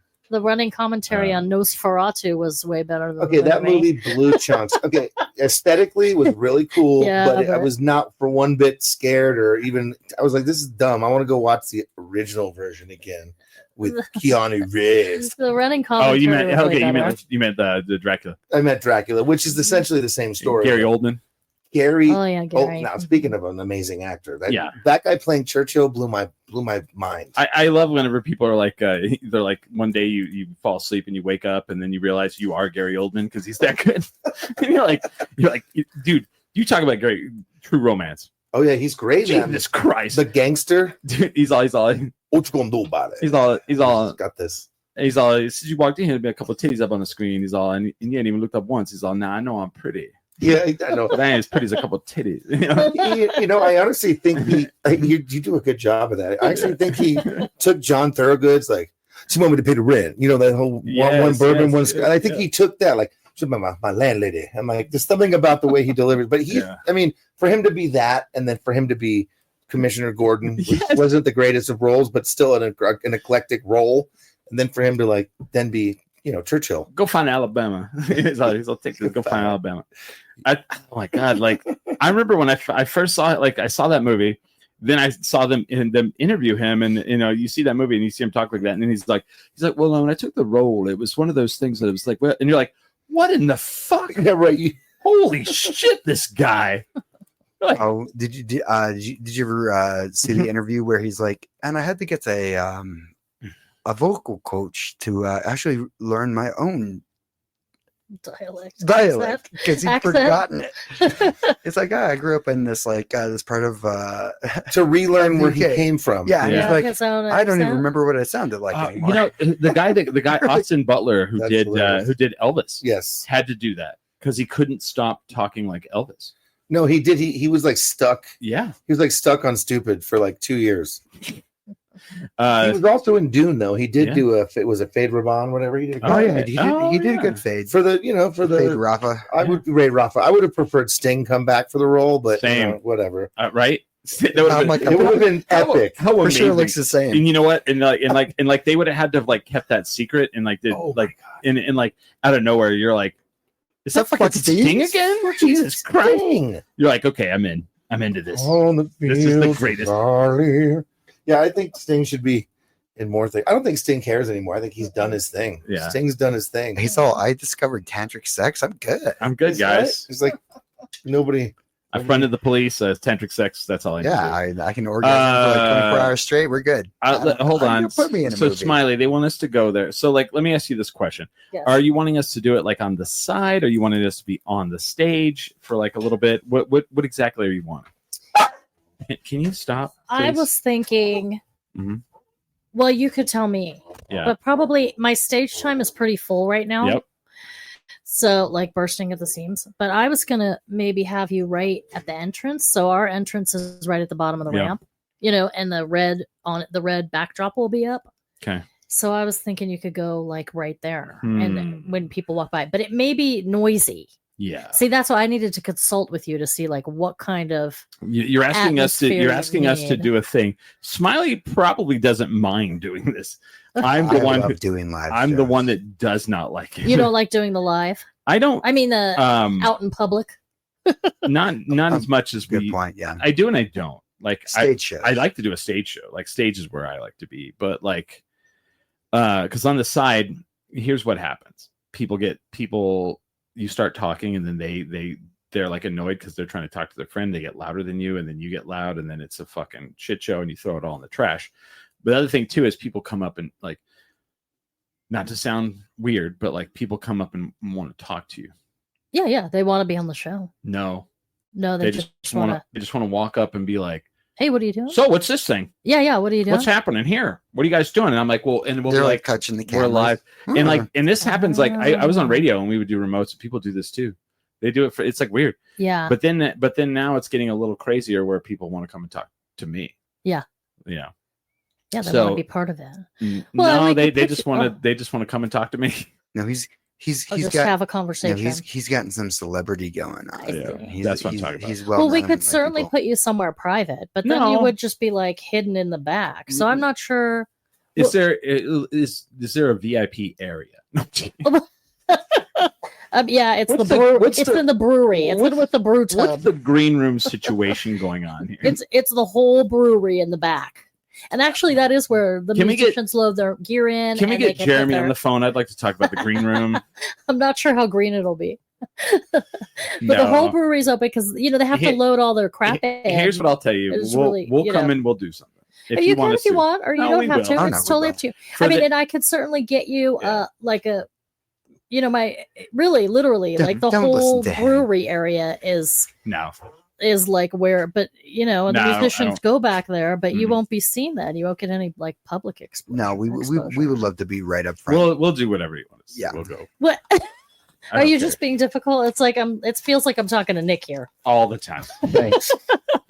No, I wasn't even here for 2 minutes. He wasn't even here. It's like I'm having a conversation with Nick right now. We'll come. Here's what we'll do. Yeah. We'll show up. We'll bring the stuff we'll use for because our remote setup is real bare bones. Also, we are sponsored by Topo Chico. Can we bring that? Yeah, they won't probably let us do that. I don't think you can bring it. You might be able to bring a sign though. I can ask Jeremy, like a banner or something. I mean, we can have a banner on the screen. Yeah, totally. Oh yeah, okay. There, you got that. I love Topo Chico. I did. Topo Gigio. I always confuse the two. One of them's a puppet. The other is a fantastic, refreshing thing. I want to say to Nick that you age yourself, but I think that's before you were born. It certainly is. It's an Italian show. Yeah. Topo Gigio. It's like as a wordsmith, like words like that just are fun to say. Yeah. Topo Gigio. So Shoulder Voices did Night Living cover bands, and they did the Dave Clark 5, and they were like, "Can you do Ed Sullivan and bring us up?" Yeah, oh yeah. And I was like, so I went up and I was like, "Ladies and gentlemen, Topo Gigio," and I was like, "Next up are 5 lads from and I did that whole thing, and it's crazy because like when the video got out, no one in the Launchpad knew the Topo Gigio, any of that stuff. But the video got out, and people were like, older people were like, "Holy shit, how do you know that?" I was like, I watched video of Ed Sullivan. That's cool. Yeah, I'm glad I brought it up then. Yeah, I was like, "Holy shit, you knew that?" That's a tough one to. I saw you there. I was sitting next to your table. Blame It on Rebecca played right before. Oh, all right. What did you guys do? We did Billy Joel.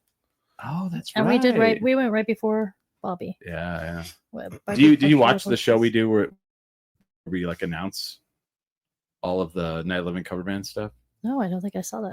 Did you do you did a podcast with it? We do that every year. Every year? Oh, no, I have to watch it. So Night of Living cover bands, we announce the lineup.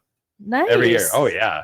It's the biggest show we do of the year, and it's the most controversial show of the year as well. Why? What do you do? Are you naked? Nope. Well, okay. I'm gonna tell you something that like maybe you don't know. Okay. Artists are very sensitive people. No, yeah, I'm aware. Stop it. You have no idea who you're talking to, do you? You're right here on your couch. So I've been no idea because of Night Living cover bands. I'll get yelled at for what I say about a band. Oh yeah. For what I don't say about a band. Oh yeah, yeah. You can't win. You just said our name. You didn't say anything about us. Why? Do you not like us? I'm like, I fucking didn't even know that. I had to ask Barney how to pronounce what your band's name was. I didn't know what the fucking name. Yeah, well, I'm happy if my name's just announced. We'll get I'll get messages. Yeah, no. I'm just happy to be spillover. Included if I'm we couldn't get a hold of Chris, so we're gonna try to get a hold of Smiley, and I'm like, I have no idea. Really? And then like 1 year, play dumb. That's the best way. So 1 year our band was doing Oasis, and we had the guy. I was talking to one of the guys in the band, and he's like, "We're gonna do Oasis, but we're not gonna do Wonderwall." And so like Barney and I were like doing the thing, and I was like, "They're not gonna do Wonderwall. How could you do Oasis and not do Wonderwall?" And I'm just being a fucking entertainer and being and all night long. I have to ask the same question. Why would you do Oasis and not do Wonderwall? I'm not a huge Oasis fan, but and after all, Wonderwall, right? Yeah, and one of the band members is like messaged me probably all up until like 3 a.m. Oh, nice. Do we want to say who that? No, we won't go there. No, but now you're going to get more. Oh no, it's been said. It was Josue. Oh, I love Josue, but he is a little Domingueros. They're like one of my top 5 favorite bands right now in Albuquerque. I love them. But it doesn't. I mean, you can have your opinion. Yeah, it's like if you're going to play Kanye and not do Jesus Walks. What's your problem, man? Yeah, I want the old Kanye. I miss the old guy. I mean, once his mom died, he went batshit Yeah. crazy. Yeah. Probably because he sacrificed her to the Illuminati, but that's another show I hope to be Yes. on. Have you That's seen awesome. Have you seen the movie Midnight or Late Night with the Devil? Yes. Okay, because So I feel like you got that movie That as much movie. as I got that movie. Which is just enough Yeah. to get that movie. Because like I'm watching it with somebody young, and I was like, I had to stop it, and I said, okay, when we were growing up, my generation, there was this weird they were like. Every town had like an area outside of town where the Satanists probably meet up, right? Am I wrong on this? Right. And so, like in that movie, they're like, he's rumored to be a part of this group that meets in the northern part of California in the forest. And I was like, oh my God, hold on. Yeah, for Hold us here, on. it was Rio Rancho. Yeah. They Yeah. gotta be in In Rio Clovis, it was Rancho. the circle of trees Oh, yeah. outside of town. The circle of trees. That sounds pretty intense. So did you grow up in Clovis? I did. Oh, That is correct. wow. And And that so, explains nothing. yeah, Mm. but like when you're talking about like the satanic panic of like the 80s, it was like we've got to read all the lyrics of every album, and the parents, are you seeing what your kids are listening to? And if you do your research on Satan and the Bible, Yeah. Satan wasn't even a figure. It doesn't matter. Let's not get into it. But I will say that I don't understand what the going on. I went to school for theology. I don't need to go through this Yeah, again. you don't need to hear it. I just know that, you know what, guys, if you believe in a God, that's beautiful. But your God and my God are the same God, because whatever created us or let us exist is letting us all exist. Yeah. Or Or like Yeah, every religion. We're all here. it's So- all the same story. Like Regardless so of what many you of the believe. same origin story. It's the same shit. It's just we're from India, we're from the Middle East. Although I will I'm not from India. no, Okay, yeah. Indiana. Sorry, my Oh, bad. yeah, I'm yeah. sorry, the Midwest. Yeah. Abrahamic is probably the coolest word I learned from that entire thing. Did you say Abrahamic? Yeah, I had an Abrahamic. I used to lay out on a Right. bed in my house. all Abrahamic. the Abrahamic religions. But to answer your question, Rebecca, yes, we'll be there. Wait, what? It took this long to answer Did that I question. ask something? They're going to be at the. Oh yeah, Yeah. right. That I would We'll love show that. up. I would. I asked Smiley weeks ago whenever you posted it on Instagram. So Did I post you were going to be there? Oh, Or did I post that we were going to be on the is how show? she does it. You know, This you is how she posted that does you it. were going to ask us, Oh, that I was going to ask you. See? and you Okay. probably thought I didn't see it, but I did. Oh, This I is have how no she idea. does what it, he's- man. I Passive didn't aggressive. say he was going to be much- there. I said I was going to ask him. No, you Gonna said beg you said you were going to him, huh? ask us to be a part of it, Yeah. and so I asked come on Smiley out. weeks ago, Oh yeah. but I said, but I'm not going to tell him anything until the show. Nice. That's good. Yeah. I like that. I work better with Well- no input. And That's honestly, good. That's good. He I wasn't work better even with no late. He input, was too. waiting around the corner. I work- He was wanted this to seem uncomfortable. I work in pro wrestling. Pro wrestling is all a show.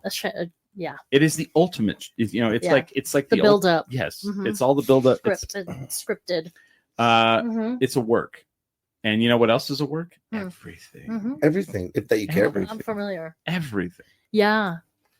I'm, Yeah, trying, I'm man. trying to teach the world about this, but they don't want to listen. Listen, world. Yeah, listen. Listen, Linda. Yes. Well, I can send you a map and you can decide where you want to be. Okay. I mean, I know tractor. I mean, Yeah, I'll but just- I got booths is everywhere. Jeremy I got there? stages everywhere. is and I Jeremy got going to be there? shit everywhere? Yeah. I'll tell Jeremy where I'm sitting. Okay. But just keep in We're mind each going to need our own that tractor to there's approach. stages in both areas, so it's hard to find. I don't know if you need Yeah. somewhere quiet because, like, if there's a band playing right behind Mm-hmm. you, can you do a broadcast? No, Yeah. Yeah. maybe. Have I done it before? Probably. Okay. I mean, Yeah. 19 years. I don't know, man. Something. Yes, We've we've been done there that somewhere. before, but It's not fun, but yeah.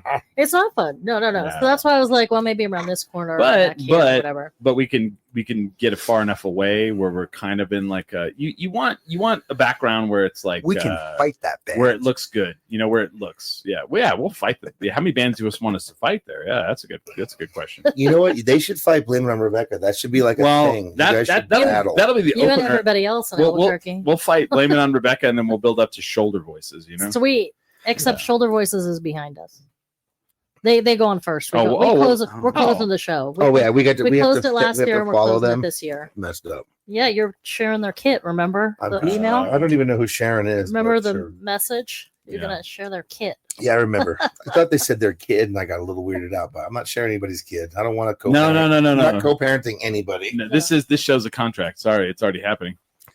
You need to pick up Bobby Jr. next Thursday Bobby after Jr. school. Little Bobby. Little Bobby. Isn't that little Bobby? You know what's funny? Is there a little Bobby? No, well, I met Big Bobby. I met his dad. He's like, That's this is my true. dad, Big Bob. His I'm not kidding. I met his him. police, isn't he sheriff or He was something, is he yeah. cop or Yeah, it was like something. I don't know. Is Bobby still Come on, watching? Bobby. Why do I know that? You know you're out there. Why do I know that, Bobby? Yeah. I have no idea. Because Bobby used to run marathons. And And so he- Big Bob came in to watch Little Bob. And he did a blog for a while, and I think I read about Yeah. Daddy, the dad, Little bloggy. little bloggy Bobby. I love him. I wrote a song about him. What's the song? It's called "Be My Queen." There's a verse in there about little Bobby. Okay. I always tell him it, and he's like, "Don't talk to me." Are you serious? He's like, "Yeah, sure." But there's like glitter on your face. Do you know that lesbians love little Bobby? Oh, I believe it. It's a thing. Ask him. I'll tell you. He'll tell I you. wouldn't see why they wouldn't. Yeah. That lesbians love little Bobby. It was like all my lesbian friends would come to Really? the shows and they'd be like, "We love little Bobby with the glitter and the makeup and the hat." Oh, I know. Yeah, there's some, Really? There's a lot of musicians in Albuquerque that the lesbians are they love. Yeah, they love.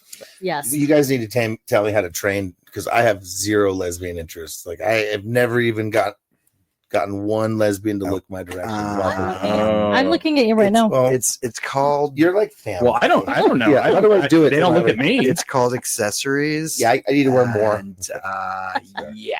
It's the glitter. I wanna be and loved. the- Okay, You Mom. need more glitter and more. I don't know. I have a something guest about- belt. I don't know. Do Yeah. are lesbians about glitter? I don't. Yeah, I thought Oh, that, if it works for little Bobby. that's true. Yeah. but he looks like a lesbian. No, that's not nice. That's Oh, I'm Little Bobby. I I don't did know not about say any of that. those I things. didn't say that. I'm gonna have to fight Little Yes. Bobby now. Jesus Christ! Here This we go. was a long time. I wrote that song a Oh, long no, time I knew ago. we were gonna have to Yeah. fight the bands. Just throw a stuffed animal their way. It's true. Sigh. Yeah. Little Bobby. Yeah. Yeah. We're gonna. Everybody's gonna be like, this Pridezilla thing is a lot of drama. I Yeah, it's need to gonna be- go. So much drama. We're actually going to pit No, these band are against all- band. For It's all ultimate bands that supremacy. are not dramatic. I mean, like there's a lot of people that won't play Pridezilla because of me. Why do you think that is? Well, I've been playing in this town for like how long?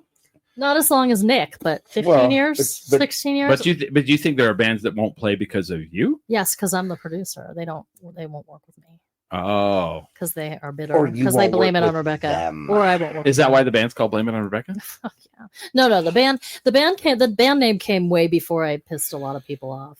Oh, But you knew it You was know. it was forthcoming. You knew. Well, back one then it was day- blamed for other things in my personal life. But- That's where the name came from. But But that's where it your ultimately came for. song Albuquerque Infamous. Oh yeah, Albuquerque. Our Infamous. song. Yeah, Matter yeah. of fact, did we not just get? Do we want to say? Did we just?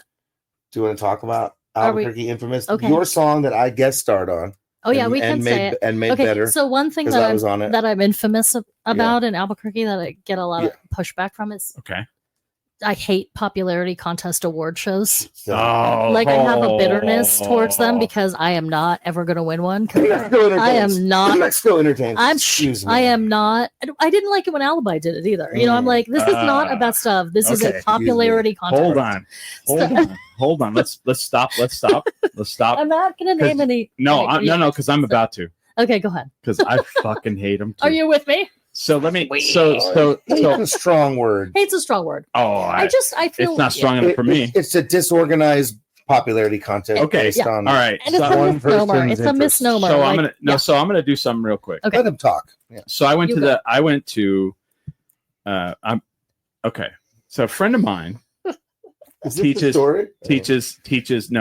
teaches drama at Portales High School, and they were in town and they were like, I'm going to this award show at Popejoy, and they were like, would you like to go? And I was like, well, is there a step and repeat? Yeah, absolutely. I love to dress up. I love to be in front of the camera and do something fun in public. And I'd never been to this thing, and I didn't get to do drama in high school because my high school did not have a drama thing, But But this just happened, right? it was Friday. I saw it on your. It was Okay. Friday. Yeah. Uh-huh. Mm-hmm. I saw So it. Real fresh. I had to so look it so up. so being someone who's been on the performance side of life for a while, and watching young people who are fresh and wide-eyed and naive and watching them get their hopes and dreams stomped was quite the interesting. So let me tell you what happened. So this event they do it at Pope Joy every year, and it's all the drama, like the musical theater of New Mexico it's an award thing, not regular theater, but musical theater. So they bring in like 10 actors and 10 actresses, which I didn't even know you called them that anymore, but you don't. And they one boy and one girl wins, and then they get to go to New York and they get to be a part of the Jimmy Awards. And the Jimmy Awards is 100 and something kids from all over the United States, and they get to do a production in New York on Broadway or whatever. Anyway, so all throughout the thing on Friday, they did a medley thing where they had all of the different they did 2 different ones. They did 10 on one and 10 on another, and they did a medley of all of their like plays, like the people who were up for the award. And so the first 10 like took turns like singing their song all on stage, and then they would show behind them what play they did. And so then also during the award ceremony, like all the different schools that were up for best production would come out and do a scene, like a song from their play, right?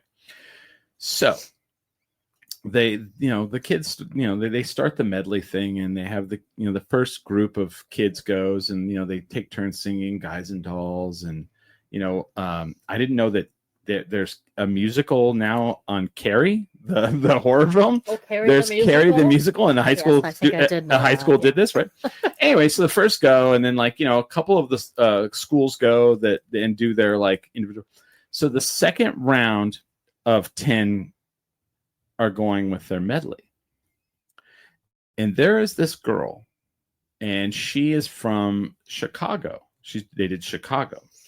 Now, as performers, you've seen people where you're like, okay, they're a good singer, they're a good whatever, but then you've seen people that you're just like, holy shit, this individual is cut above, has it. Yeah, it has it. What you have, Rebecca? Yeah. And this woman is doing Chicago. She's doing her part from Chicago. She's singing, she's dancing, she's doing like, she did a thing where she like slowly lifts her leg up in the air and she fell down into the splits. And I was like, wow, like that was amazing. She doesn't get in the top 5. Like people are like not upset that she didn't win. She didn't make it in the top 5. Mm-hmm. I wonder if it's fixed. Yeah. You think? I'm just wondering. Yeah. Do you think it might be somehow predisposed? Well, or is it they were only no, they were only there was 3 judges, and they were only judging these performances supposedly, right? That were happening right then. Yeah. Yeah. Okay. So then, like by the time like later on in the show, her school does their scene from Chicago, and it was like watching the Chicago Bulls play like a high school. Like it was like everyone else was in high school and Chicago Bulls were just fucking dunking on them right and left. And that school not only didn't win fucking the best production, they did, she didn't even get in the top 5. And like, I'm with a group of people and they're like, can you believe this? And I was like, yeah, I absolutely could believe this. And they're like, do you think it's fixed? And I was like, I debated in my mind, like, where do I go here? Because absolutely 100% this is fixed. In like the school the girl was from was like the School for Performing Arts. So of course they're literally a school where the kids are getting sent to like Papa. Yes. Yeah, the magnet. They're getting sent to literally like do this for a living. And I don't know if maybe people hate the teacher or what's going on, right. But I was like 100,000% this is fixed. And so finally, like I was with the teacher and the kids, and they were like, "Well, what do you think?" And I was like, "God damn it, I don't want to say these things because like these are young people." I say it. And finally, I was like, let me and I said, let me tell you the truth of life. I was like, I said, I judge a talent competition once a month. I said, awards mean nothing. I said, do you know why theaters close? I said, do you know why drama programs get closed? Because there's not enough performers. I said, no, money. Yeah.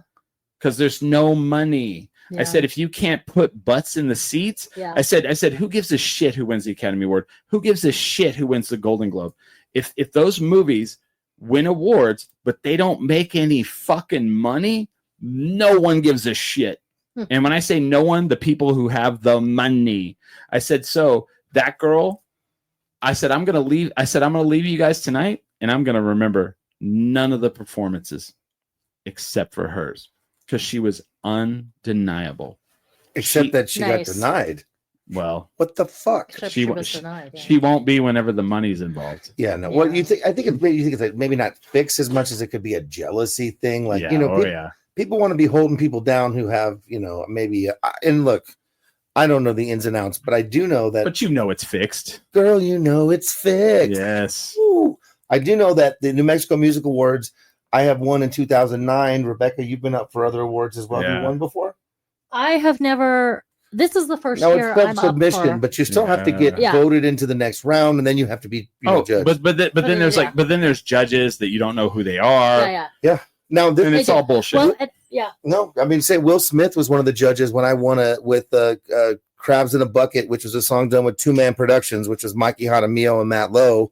And we produced this track. And now I have no respect for Will Smith. But, 20 years ago, I was like, Will Smith was on, judge my song to be great, but it just was a boost of confidence and felt like, hey, this is cool. Now, I made a shirt and that's it. I won the 2009 Music Award, and it sits in, no. Yeah. I'm gonna make a It shirt. sits in a bottle of Lord. Yeah. And that's so the whole point was we did a song together that came out this year. Okay. Last year, Albuquerque Infamous. Which was your brainchild. It was my brainchild. I just came in to help make it better. He did beatbox and he did a couple of verses. He did the bridges. Anyway, he pushed it over the top into being a really great song, I think, personally. Well, yeah, and thanks. Smiley, can I have a beer or something? A beer. Smiley, can I have so one? do you know anything about the New Mexico Music Awards specifically? Is this like, or you mean entertainment? No, I do not mean the popularity contest. I mean the actual. Because that's the one. I don't like any of them. But so here's the thing: there's award shows where it's like I feel like calling it the best of, like you win the best of. Well, if someone's going in and checking a box with your name on it, against 20 other bands, and they've never seen the 19 other ones, they just happen to know, like they happen to have fucked that guy's brother. Yes. So they're like, I'm gonna check that box because his brother's hot, or like, oh, I remember I saw that band back in 2015. I saw them at Pride. I'm gonna, what I mean? Yeah. So that's a different kind of thing, and that's my issue is like, okay, I don't have, and also like if your band has 9 people in it, for example, that's 9 votes. That's 9 votes. It's probably 18 because it's your their families, and when it's all about voting. Yeah, well, but if you're a duo, but see the other ones too, like. So here's the one you said is a popularity contest. It's a popularity contest to get on the ballot, but then there's 3 people that actually or 4 that choose. We don't know how many that choose who wins. And then I heard stories that like people who won were dating the person who was the judge, and I'm like, so these are all so it's all fixed, and I don't care. So here's to the point to where we can go click on this, and it says the People's Podcast right here because we don't. Like we were not even nominated this year for the awards because we didn't pay. We didn't pay to be on the ballot because I specifically did not want to. Which ballot was it? The New Mexico Entertainment Awards. Wait, you had to pay this year? You had to pay this year to be on the ballot because it's a money thing. It wasn't just someone nominates you or I thought they were doing it altruistically. What's her face? No. You had to pay money to actually be on the ballot, and. We routinely do not win awards because we don't pay to be on the awards. Well, here's the other thing too. We're not good enough to be on the ballot, but we were good enough that they wanted to steal from us. Yes. And the funny thing was, is like I said earlier, we do the announcement for the Night Living cover bands. Uh-huh. Well, one of the people who puts on one of the award shows. They have their own show, which I think is kind of a conflict of interest that they also have their own show. At Halloween? No, they have like a show that they do where they interview people, and they came in and they hit up Barney and said, I think you should move that to our show. Oh, so we're not good enough. We're not good enough, but the idea that I came up with is good enough to steal. Yeah. Cool. Yeah.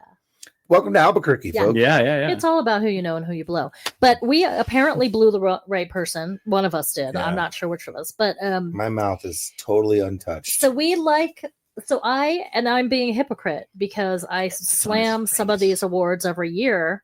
And now we're actually up. We're in the 5 finalists. I've never heard you slam New Mexico Music Awards. No, because you do have to pay. You have to pay a $25 entry fee. You do.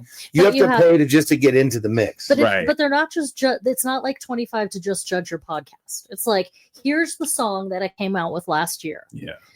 You are comparing this song with the other songs in that genre that came out that same year. Which I also would like to point out that the genre class needs to expand. I mean, they really. They're like, I remember NM Entertains like last year. They were like, they were putting like jazz with with rock and roll or something. They were like, dude, those are completely different genres. Those are completely different, And Blame It on Rebecca was put in an alternative rock category, and I'm like, maybe, but shouldn't you be able to identify? I guess there only has to be so many, but I don't think you quite. We need to be in like queer, lesbian, lipstick, alternative rock. That's our genre. That's the one. They need to make one just for. But this way, and so Albuquerque, you need to come be in the video for Albuquerque Infamous. If you guys, music video. Okay, whoa. Let's hit those brakes. Hit the brakes, Rebecca. You said the right word. Have them, Lord.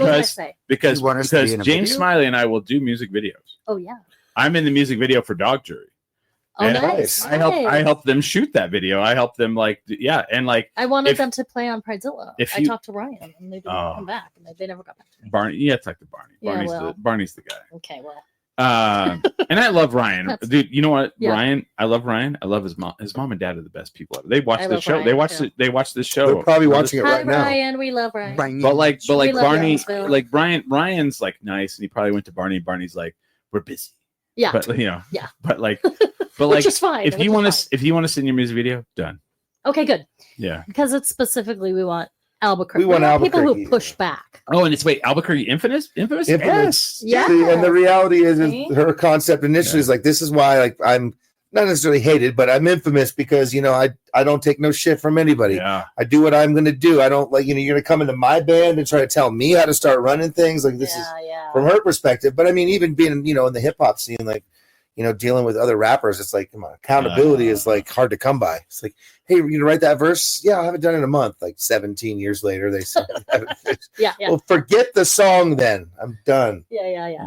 So we've all burned, mostly you, but yeah, we've burned a lot of bridges because we're just like, that's not gonna work for me. That's what I do. I burn because you can't just cave into someone else. You have to find a balance, right? And there's a lot of times where you can find a beautiful balance. Sometimes you even have to take a little bit of a back seat. Sometimes you get to take the lead. But if everyone's he's talking about me right now. No, I just mean if everyone's not benefiting, it's not worth it. And if everyone's got to get something out of it. Right. That's why I like rich chocolatey Ovaltine. Yeah, rich chocolatey Ovaltine. That's right. But we're gonna do a video, and I want to recruit all the infamous people who've done. Did you hear about when the band stole the award from the table? Remember the big scandal last year? No. Mexico Music Awards? Yeah. So when someone got all drunk and grabbed one of the awards off the table. Shit. Hold on. We have a problem. Yeah, the cat got in. We have an interspecies issue. No. It's not a thing with the dog and the cat. Oh no. It's the cat in the studio. Oh, he's just not allowed in here? No. Oh, does he? Especially not during podcasts. The only time he's ever been here, he shut the show completely down. Oh, nice. Completely, he was like, "I'll just pull this out and knock that over." He went ballistic, and he stepped all over everything, and we had to shut everything down. We had to start over. He was taking out lights. He was on a cameras. mission, dude. Yeah, it was crazy. He was on a mission. Yeah, he jumped all over. He fucked everything up. Yeah, he's not allowed in the studio. I love that. It's like he knew exactly what he was supposed to do to shut it down. Is it? That's he was on a mission. He needs to be in the video. But yeah, we'll be in it. Well, yeah, right. But there's because there was a band that one of them got drunk and stole the award. off I the did not know table, that. Yeah, like the physical board. Who was that Oh, band? nice. Am I allowed to say? Because I totally, Yeah, of course you because are. before that, I didn't follow them at all, and now I'm like, I'm I your wanna fan. know- I'm your number one I want to fan. know who this is. I want to know. It's the Brown Jug Band, right? Oh, Brown Jug Band. I like those One guys. of those guys got drunk. I don't know which one, and they like apologized publicly, and they gave it back. Fuck off on that. Because they didn't win, and they stole someone else's. It had like the other band's name on it, and it was just doing it as a joke. And like the guy, who's the singer for it, like the main guy. I don't know him. I know one of the guys. Well, he's like, I didn't realize he took it home with him. I thought he was just sticking around. And it was like this huge scam. But you know what? Now that story's big, and It was you know, last year. And, It was and- last and year. whoever won, not so big. Yeah, I remember. I know who won too, and I don't know them. But I mean, I don't know either of them. I just read the posting, and I was like, I'm trying to think. New Mexico Music Awards. Like, what is that? well, you can Google it. It's actually pretty. It's not the very. It's not the New Mexico Grammys or whatever that shit is. No, it is. Yeah, it is. It is kind of. But Never mind, I know what it is, they yeah. are pretty. So their judges, their final round of judges are not from New Mexico. Oh, okay. That's why he's saying Yeah. Will Smith. Yeah. So Right. they It's a group have of people, national. right? Are you serious that Will Smith came here to do No, that? no. Well, don't they come just here. send it They out. Send the track So they out. sent the track to LA, and he was with a group, and he was on the panel of judges. Oh, I never It's the- saw him. I he's probably all, would've he's all, smacked him. he's all. This guy gets jiggy with it. Yeah, he He does. gets jiggy. Welcome to Miami. And they're Yeah. not, and the judges are only allowed to do it once, like ever in their lives. Like they don't have repeat judges, whether they're Oh. from within. Because I asked, I'm like, I want to know why we're in the top 5 because I think it's a mistake. Yeah. I'm like, we want, and I don't even know. It's not. I was going to ask you guys, like, I don't even know who runs it. It's like a secret. Yeah. See, I don't like any of that. It's a secret. like that. I don't know who runs it. Like, it 'Cause could I be- can't rig it. Could be I'm sorry. Nick. I'm sorry, I It could don't like be it. you. It could be Nick. I'm like, it could be Nick that runs it, and he's just It's not not telling me. me. He's like, I don't know, but I'm making you. In the So top 5 for yeah, So I'm gonna flip myself in as third. Yeah. but we don't like him. So my thing is like I could give a shit about ever winning any award because like I've had them. We won best podcast for like 5 years, and you know what? And there was no podcast category. Yeah, but we won it because we created it, Nice. and now it exists. And then last year we got it. Here's where I was. Which awards is this? The Mexico Entertainment Awards. Yeah. So here's where I was done with it. So we got nominated last year for in the first round as best podcast. Then I got nominated as best host. Right. That was by the people. Yeah. Checking the box. Then which is fine. Yeah. But Mhm. then the next round was a judges thing. Mhm. The podcast didn't make the top 5, but I did. Okay. So I'm good enough for the top 5, but my show is not good enough. Well, the top 5. That doesn't make but any the top fucking 5, sense. I think, are also by vote. They do Nope. 2 rounds. Nope. It was a Because nope. last year. They Oh did no. yours. I went and found out all Did the you? truth about it. Oh See, yeah. I found out because I read It was everything. picked by somebody. It was picked by Oh, somebody. see. Oh So, yeah. So the rules on the website Mhm. are just like made up. Oh They're well, like, yeah. Oh here are yeah. the Well, I rules. watched everything that whatnot. happened. So then the week of the awards, they didn't have enough money. Oh yeah. Yes. Yeah. I wonder who bailed them out. I wonder who bailed them Well, out. here's the thing. I'm they- like, who rents they- a venue and then doesn't have enough money and, to pay and, for and it? I'm burning this bridge because this person, Yeah. they're gonna hear this because someone's gonna tell them. Uh-huh. Oh, of course. So then they didn't have enough. I'm blocked. They didn't have from all enough. of their They didn't shit. have enough money to put on the event, Yeah. and so then they asked people to Venmo them money. Mm-hmm. And I'm like, wait a minute. Mm-hmm. We live in a city with an insanely crazy homeless, shelterless population. We live in a city where a lot of people can benefit from money, and you need $5,000, Mhm. $5,000 to put on a vanity Mhm. event.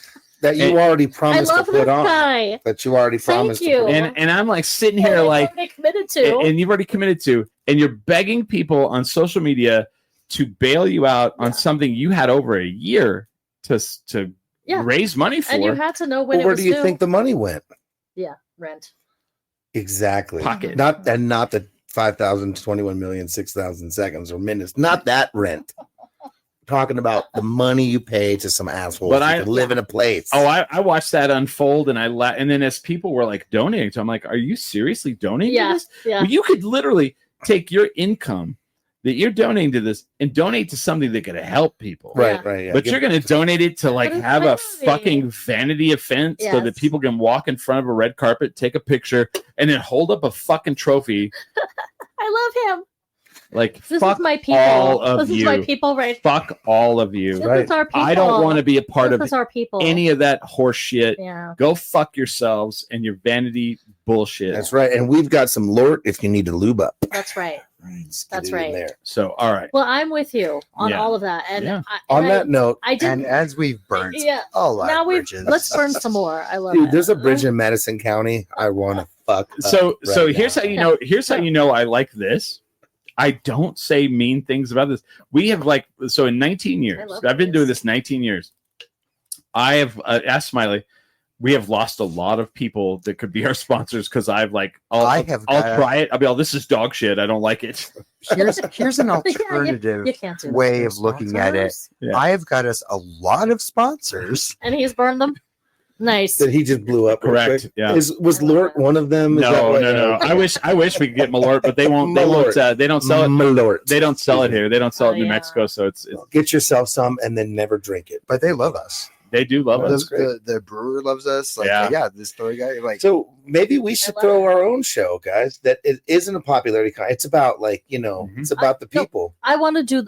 I just said that. I you- want to do. No, it. no, no. I want to do a worst of. Okay. Oh Can we do the worst of? no, that's not fair because then award people are gonna be show? like triggered. Like, don't call me bad at my thing. Oh, I'll get fucking emails for I don't days. care if they're triggered. I think that look, you got to give people credit for trying to do something nice in the I know. community. I But know. I get yelled at for not talking about people. So Yeah. yeah, but the problem is everybody's out there self-serving. It's not really about the community. yeah, and I which is- try to keep our sponsors. I mean, That's fair. whatever happened to Samsung? You guys lost that. He didn't like the way the quality of the TV looked. He's like, garbage. "Fuck you, Samsung." Look at this. You call this fucking 4K? This is Beautiful. trash. It's a beautiful TV. I do. Is it even a Samsung? I didn't even. No, I don't even know what it is. Well, I'm You know- personally going to put on the worst of Albuquerque, and guess who's going to be the whole panel of judges? I'll Me. I'll be a part of that. Oh, nice. I'll be Okay. like, I want to. It won't just be me. I love It's telling. just going to be you. You're the It won't worst. just be You're the me. worst. I You're the am a worst. judge, jury, and So executioner. there's an art to telling people that they're not the best.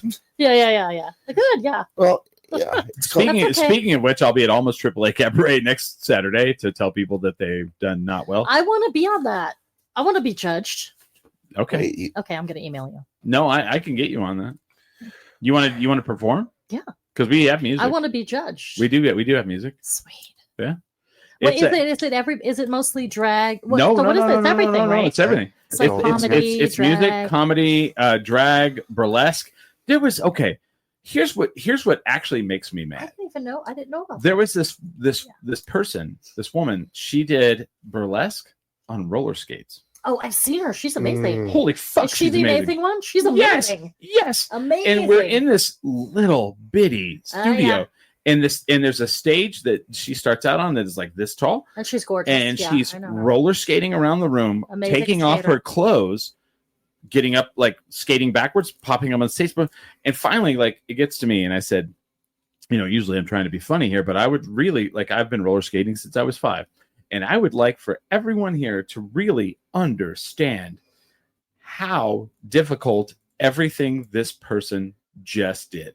She roller skated around this room She's amazing. that She's a great skater. that she'd never been in. Yeah. She performed for us without literally having to look down, and while she was skating backwards would go up on the stage and then come back off the stage, didn't hit the wall, didn't fall, and took her clothes off. And I was like, and took her clothes. She doesn't always take her clothes off. no, yeah. that's the, but like all at the same time. And I said, that was one of the most amazing things I've ever seen in my entire life, because I knew how difficult it was what she did. And then I said, so everyone here really needs to appreciate, because like I don't sometimes think I've ever tried to take my clothes off while we're all staying. I would roller definitely- I staying. mean, that sounds like crazy. But Dirty. it's one of I those would break a hip. it's one of those things where it's like when someone is so good at what they do, you don't appreciate how amazing it is. And she's Yeah. a great skater. Fucking I've A. seen her videos. I don't think I've ever. She Yeah. performed at the Soch Yeah, recently for something. Yeah, which is crazy. It's such small areas. Can you imagine rollers? You were on that lime the other day. You should have stripped while you were on the lime. I did. You terrorizing didn't the see. protest. After I left the protest, I got naked and whacked. Really? Just Oh, yeah. He shook my wasn't- dick at everybody he while I was rode not down on the very line. great. That's a grateful. tiny. That's a Fair enough. tiny, Like, Fair tiny enough. change. It was a Tiny, tiny. tiny But- stage. It's very tiny. Well, I'm having a She great was time, amazing. but I have to cut this short because I have We're a thing. cutting. I have another thing at 7:30. Guys, I don't guys, even know what time it is. thank you so much for having us. Yeah, Yeah, thank man. you. This was amazing. Yeah. I really appreciate it for Oh, we're Pridezilla totally over. especially because I've never had a media. I've never had media. Is this right? Yeah, pretty much. Well, why didn't you tell us? I never really had media. Did you do that on before. purpose I where mean, you didn't tell us what? that you never been on like media stuff or no? No, Yeah. I made Nick come because I was She gonna made me throw up. come. I'm like, I'm so She didn't nervous. really I'm make me. She made me Stop come it. here. Is this Stop that song? that. You make me come. Hi. That's the You song. make I was- me complete. That song. Yeah, that's a good You one. make me completely miserable. Never like- heard it, but I totally think that's You don't the know that song? It's like man? you No, that's the song, and though. your pussy. Cat eyes. Yes, yes. New pussycat. I love that song when it came out because I was like, the guy's like, you make me come, and I was like, what the fuck? And it's like, you make me complete. Oh, you make me completely miserable. I was like, actually, that's pretty Yeah. fucking witty. No, because you make me come, you make me complete, and then you Yeah. make me come fucking become miserable. Yeah. It's just All they right. come, they come, they That's how go. it That's kind of That's how it the comes. that's kind of the the trajectory of some lives. Yeah. We'll see everybody, man. We're gonna see you at New Mexico's Listen. Premier Variety Showcase Sunday, the 11th of May at Juneau from 4 to 7. And then what else? We got Pridezilla. Come on, Pridezilla Yeah. is 24th. the 24th. Yeah. it's a Saturday. And yeah, and this was awesome because we've never done this before. How come you guys don't want to come out to the pro wrestling? I want to Dude, wrestle. come on I want to to it. wrestle Sale. You know, I want to Sale? wrestle Nick. I wanna Do wrestle- I know Sale? I want to wrestle Sale. Well, let me tell Actually, you. I don't, because he's a fucking big Samoan motherfucker. Let me tell you a he's one of the story. coolest dudes I've ever known. So let me tell you a Love story. that guy. I'm the one who got Sale involved No shit. with Duke City Championship Wrestling. Obviously. So they got me in. I was one of the owners, and I started it with them. And they were like, we would have meetings, and I was like, hey, I have this friend. His name is Sale, and he's Samoan, and he's part of the family. Like, I don't know if you know this. His family is famous. Well, yeah, he's The Rock's cousin. He's like all the people who are like the WWE like hierarchy right now are his relatives. Lesbians love The Rock too, by the way. The Rock says. So do And- crackheads. So I don't care.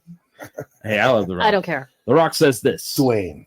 But so when they were like, we were having a meeting, and I was like, hey, I've got this friend, Sale Taylor, and they were like, well, I don't know, man, what kind of guy is he? I was like, Sale's like the best people. He is. And so I got him involved, and I got him involved right as I was having to step down because my father got sick, and my father ended up like passing away like the next month.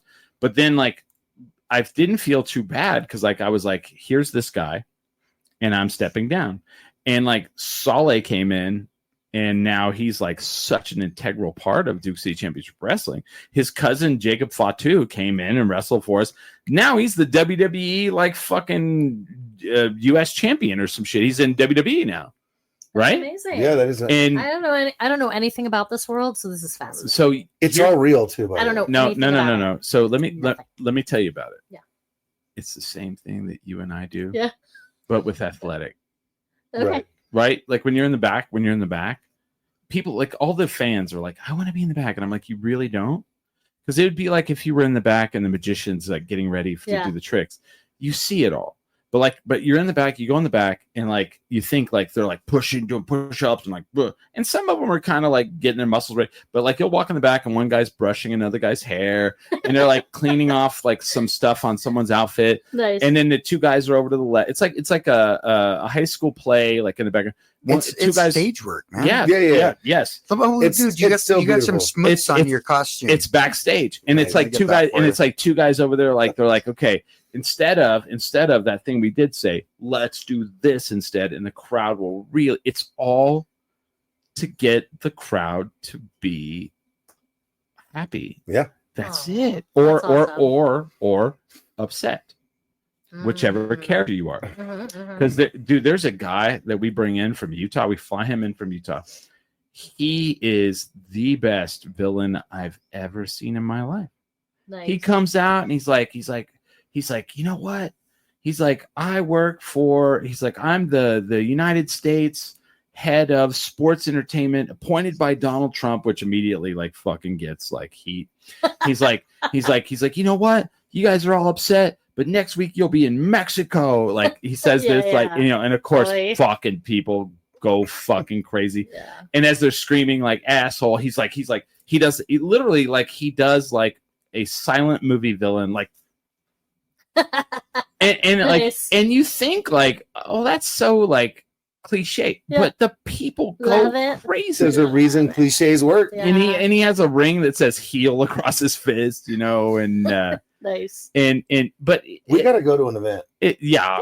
You tell Saleh that Duncan Dane wants to take it. No, I got you. I just made Just that. tell that you guys, if you guys want to go, let me know and I'll get you in. I'd love to see it, and I love Saleh for real. I do commentate. I'm the commentator. Yeah, you said that. That's what originally piqued my interest, and then I knew Saleh had been doing it. Yeah, we're both represented by Presley Talent, and we've both been in the movie business for a while. He's doing a lot better than me, but it's not really a comparison. He's just doing well, and I'm happy for him. Yeah, and he's one of. But you know what's crazy? Like the wrestling thing is helping him out a lot. It's that's why I'm telling you, I want to take my clothes off and put some paces on my nipples and wait. Take a pile driver through a table.